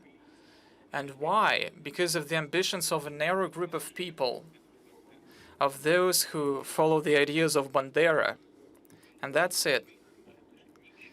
If we had had normal relations, that this tragedy would have never happened. I assure you. But we are not the ones to be blamed for it. As for the future, first of all, we are ready to build relations with everyone, despite what's happening today. And secondly, our security guarantees are our army and our fleet. They are the main guarantors. As we remember, they are our only allies. Mr. Putin, it's unpleasant to think about it, but why is it so hard for us to build relations with the Axis? It's always difficult to deal with the Axis, but is it about Ukraine? So is it the problem was that Ukraine was charmed from outside, or we can also be blamed? We can also we are also guilty. And I have also a question to the president of Kazakhstan. Do you have the impression that Russia could have paid a lot more attention, or something like that? It's a question to you both. Of course. Firstly, you have just said that we are taking back what's ours. Historically, the territories on the Black Sea coast, we're not claiming that they should go back to Russia, but this Novorossiya region, it emerged after a few wars with the Turkish Empire. What Ukraine are we talking about it? What does Ukraine have to do with it? It has absolutely nothing to do with it. Western parts of Ukraine joined Ukraine after the Second World War. Stalin took those parts from Poland, Romania, and gave it to Ukraine. And it gave Poland eastern parts of Germany, territories to the left of Dnipro. How it emerged? Ukraine came to Russia having three territories: Kiev, the Kiev Oblast, Zhytomyr, and Chernigov. It was 1,545, the year 1,645 or something. And everything that happened when the USSR emerged in the 20th century, all the territories that Ukraine has now, they were all presented as a gift by Lenin. Donbass was first decided to be part of the Russian Socialist Republic, but then the decision was overruled, and so they gave it to Ukraine in order to increase the proletariat share in Ukraine. But the situation has changed. Yes, we have agreed to it. We respected everything.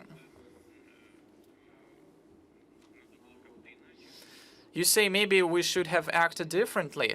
Well, maybe, but when the USSR collapsed, people proceeded from the assumption that the friendship would last, that we would have normal relations between former Soviet Union countries.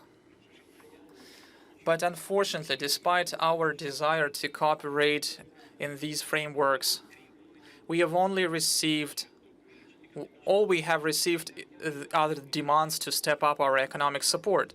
We did everything we could. In the 1990s, Russia was in a very difficult situation, but nevertheless, we provided loans, cheap energy, and from decades to decades, we were ready to cooperate in the key industrial areas: aircraft building, naval construction, and I don't think that we could have done more.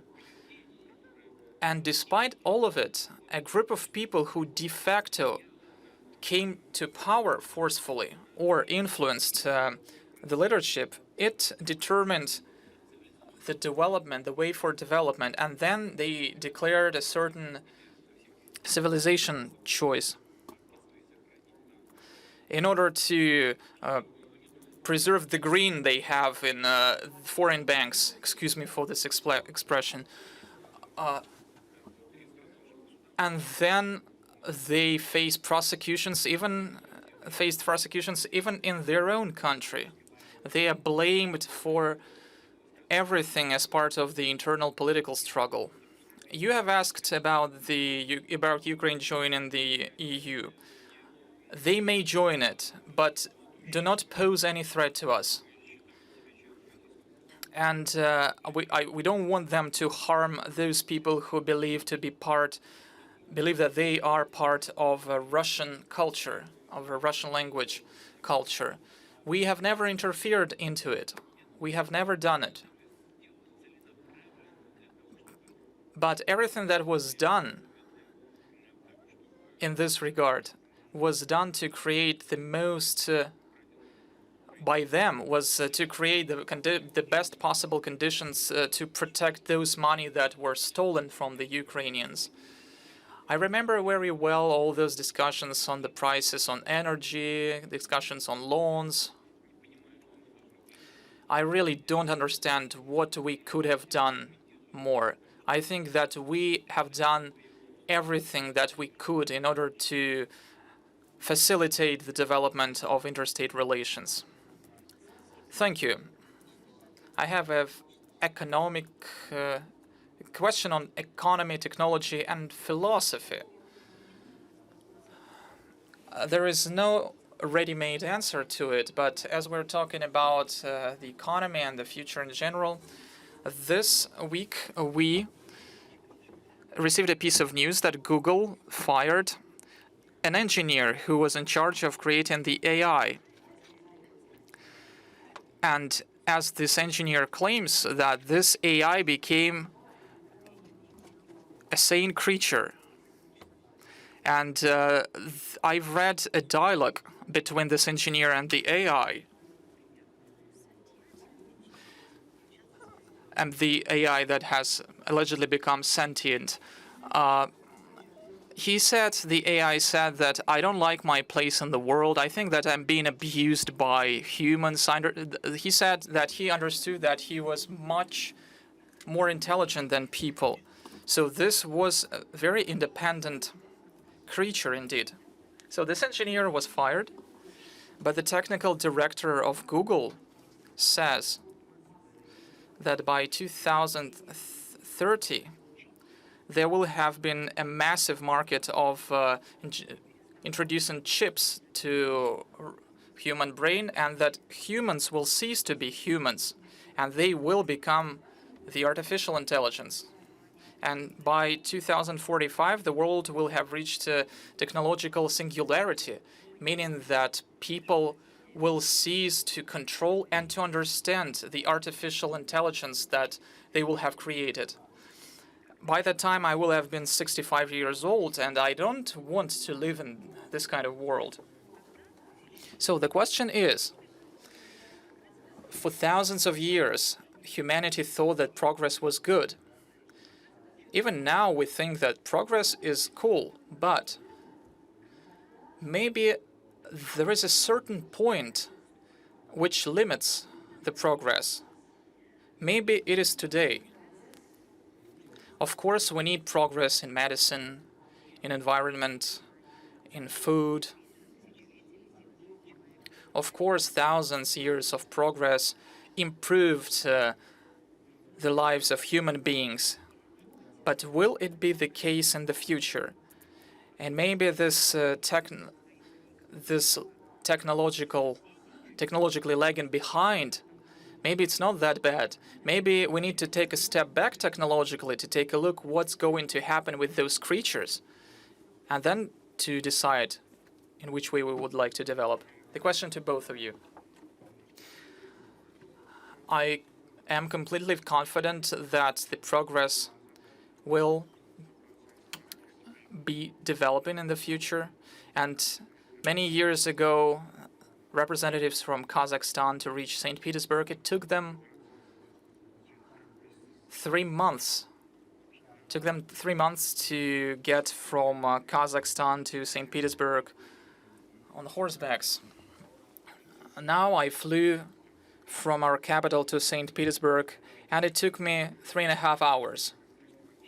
I believe that in 100 years, people will be surprised that it took me 3.5 hours to fly from one place to another, when it will be possible to do so in 10 or 15 minutes. So this progress cannot be stopped. And of course, there will be robots who will be much superior in terms of intelligence in comparison with humans. But whether they will have empathy, whether they will have feelings, this is a matter of discussion today.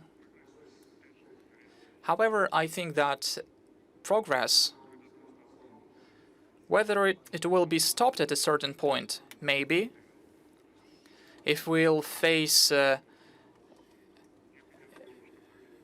large-scale catastrophe. But personally, I would like you to see what's going to be with those inventions in 2045.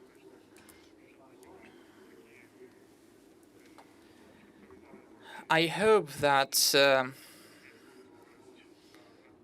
such intelligent people, I hope they will have the opportunities to work in our countries, in Kazakhstan and Russia.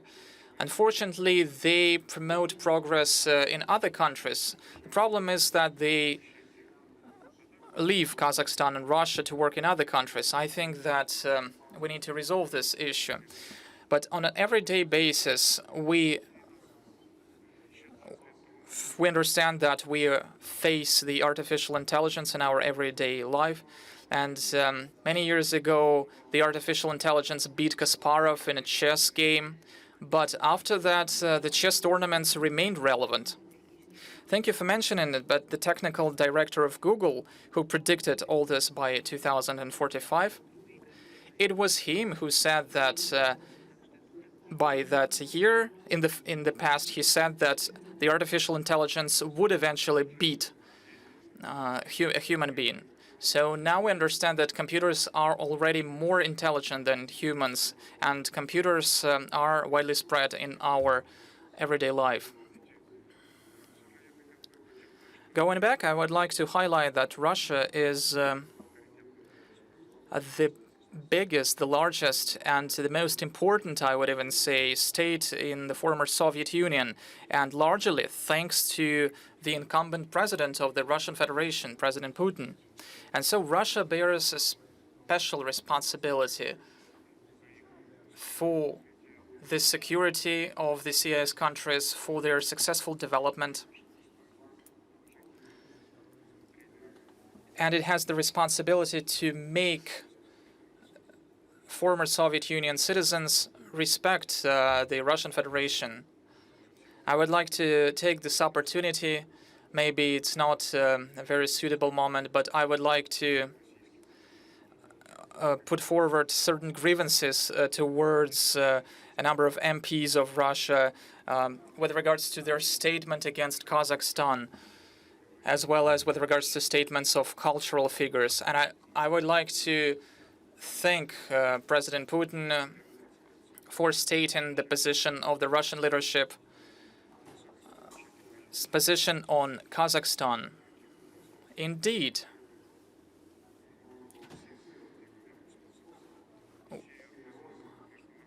there are no reasons for our peoples to proceed into strife. So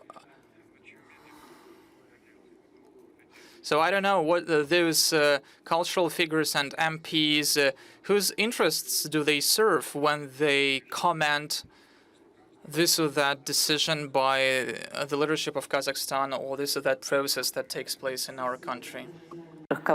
Thank you. Well, actually, I know who you're referring to, but probably this is not a place to have this discussion here at SPIF. President Putin, before that, I'd like to comment on this remark. It is important. Look, under the current circumstances, certainly each state agency, each country is concerned and is worried about avoiding excessive losses and bearing excessive costs that could be avoided. It's only natural. And on a working level, you can always find a solution to any problem if there is a goodwill. And Kazakhstan and Russia do share this goodwill. And I want to make it very clear. Kazakhstan is our partner in the direct and the most widest meaning of this word. Now, as for AI, I think at the moment, the situation you've described, well, it's just a reflection of what the creator of AI thinks. That could well be. That's why they decided to fire him. That's why I think so. He's just projecting. I would still think that getting an AI that is sentient and can compare with Homo sapiens in every way is still a very far way to go, and it's a really complicated thing to do.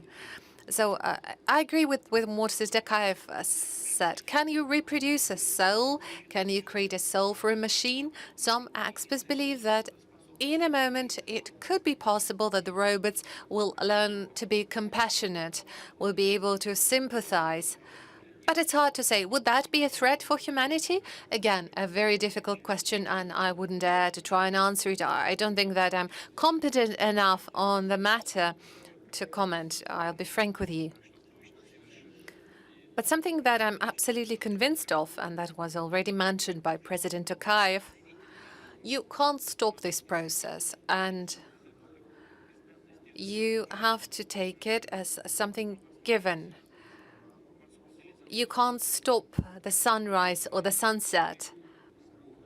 Let's see, at a certain moment, China invented the gunpowder and kept the recipe a secret. But you can't do that forever. You can't stop it from getting known. The same applies to nuclear technologies or anything else. You cannot stop progress. And you shouldn't really try. You shouldn't try and stop the sun from rising. You have to think how to deal with it, whether you want to go sunbathing today or maybe rather not. But the sun will rise anyway.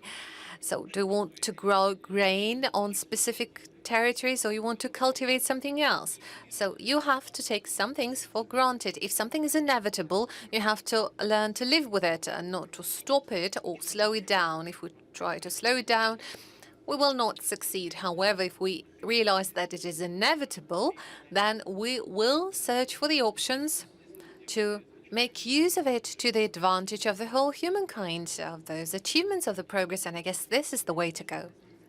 You know, some experts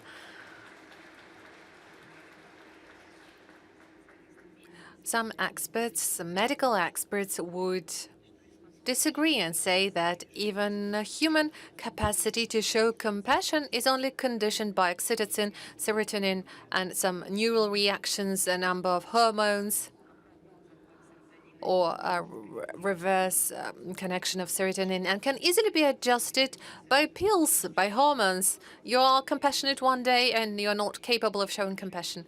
Yeah, but still we have hormones. Machines don't have them. They probably could have some substitutes to that, but not at the moment. Well, maybe thank God. I'm told that we need to wrap up at this stage. Who is saying you? The bosses? Yes. Not your bosses, mine. So, bosses of this forum, I would say, and temporarily I am at their disposal in the course of those hours that I have the pleasure to moderate this session.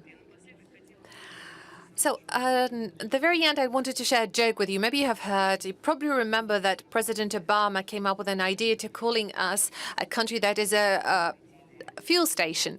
And now once the prices went up so dramatically in the United States, there is a joke that Obama used to be ironic about that. Now we could only state that with a degree of jealousy that it is a country that is a fuel station. Well, very final question at the end. When will that be an end to that? Well, they are making their forecast on us. Do we have a forecast on for how long their economies could last, for how long their political systems could sustain, whether they are capable of overcoming this crisis? So how do you see this situation? That is a question to both presidents.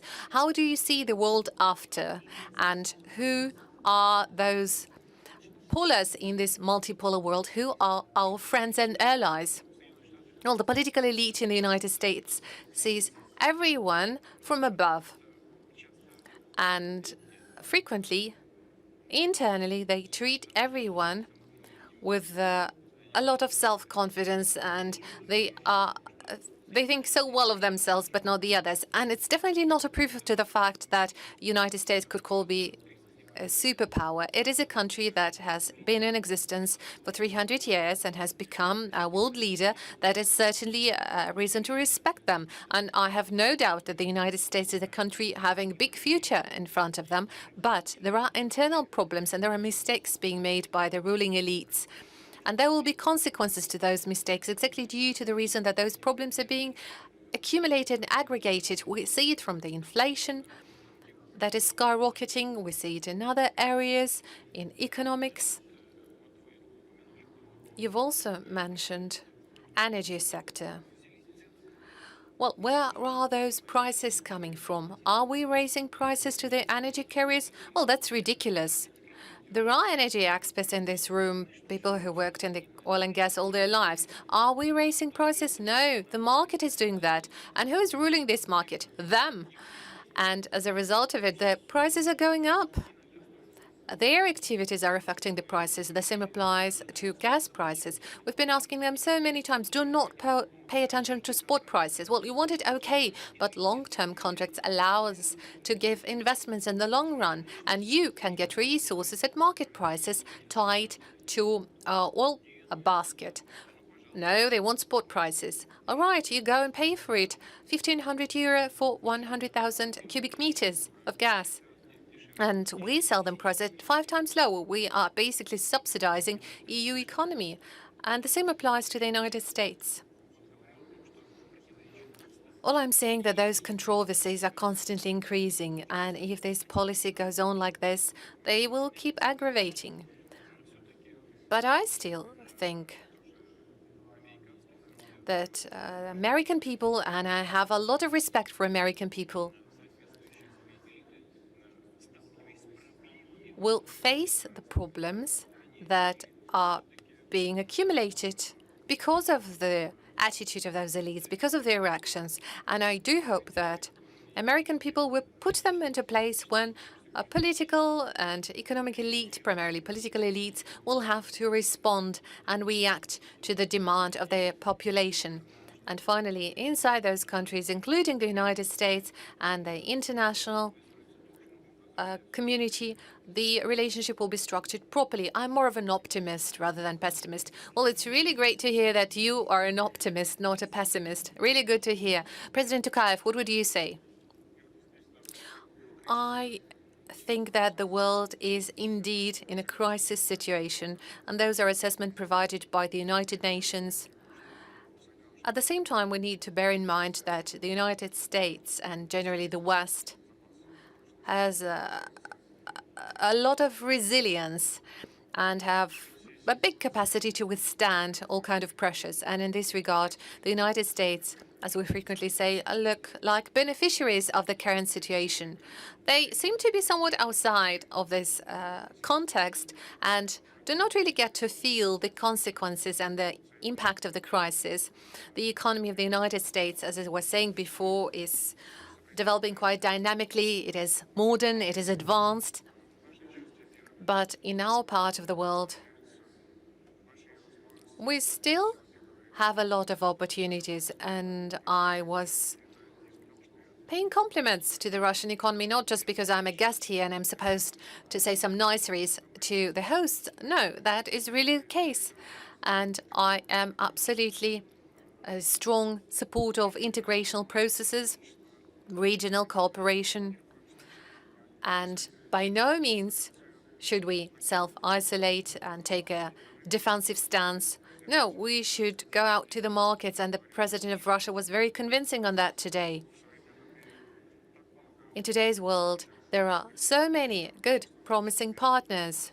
You just need to work with them, you need to find them, and it's good to see that a whole number of countries are expressing their practical interest in joining the operations of the Eurasian Economic Union. So we have to stay optimistic.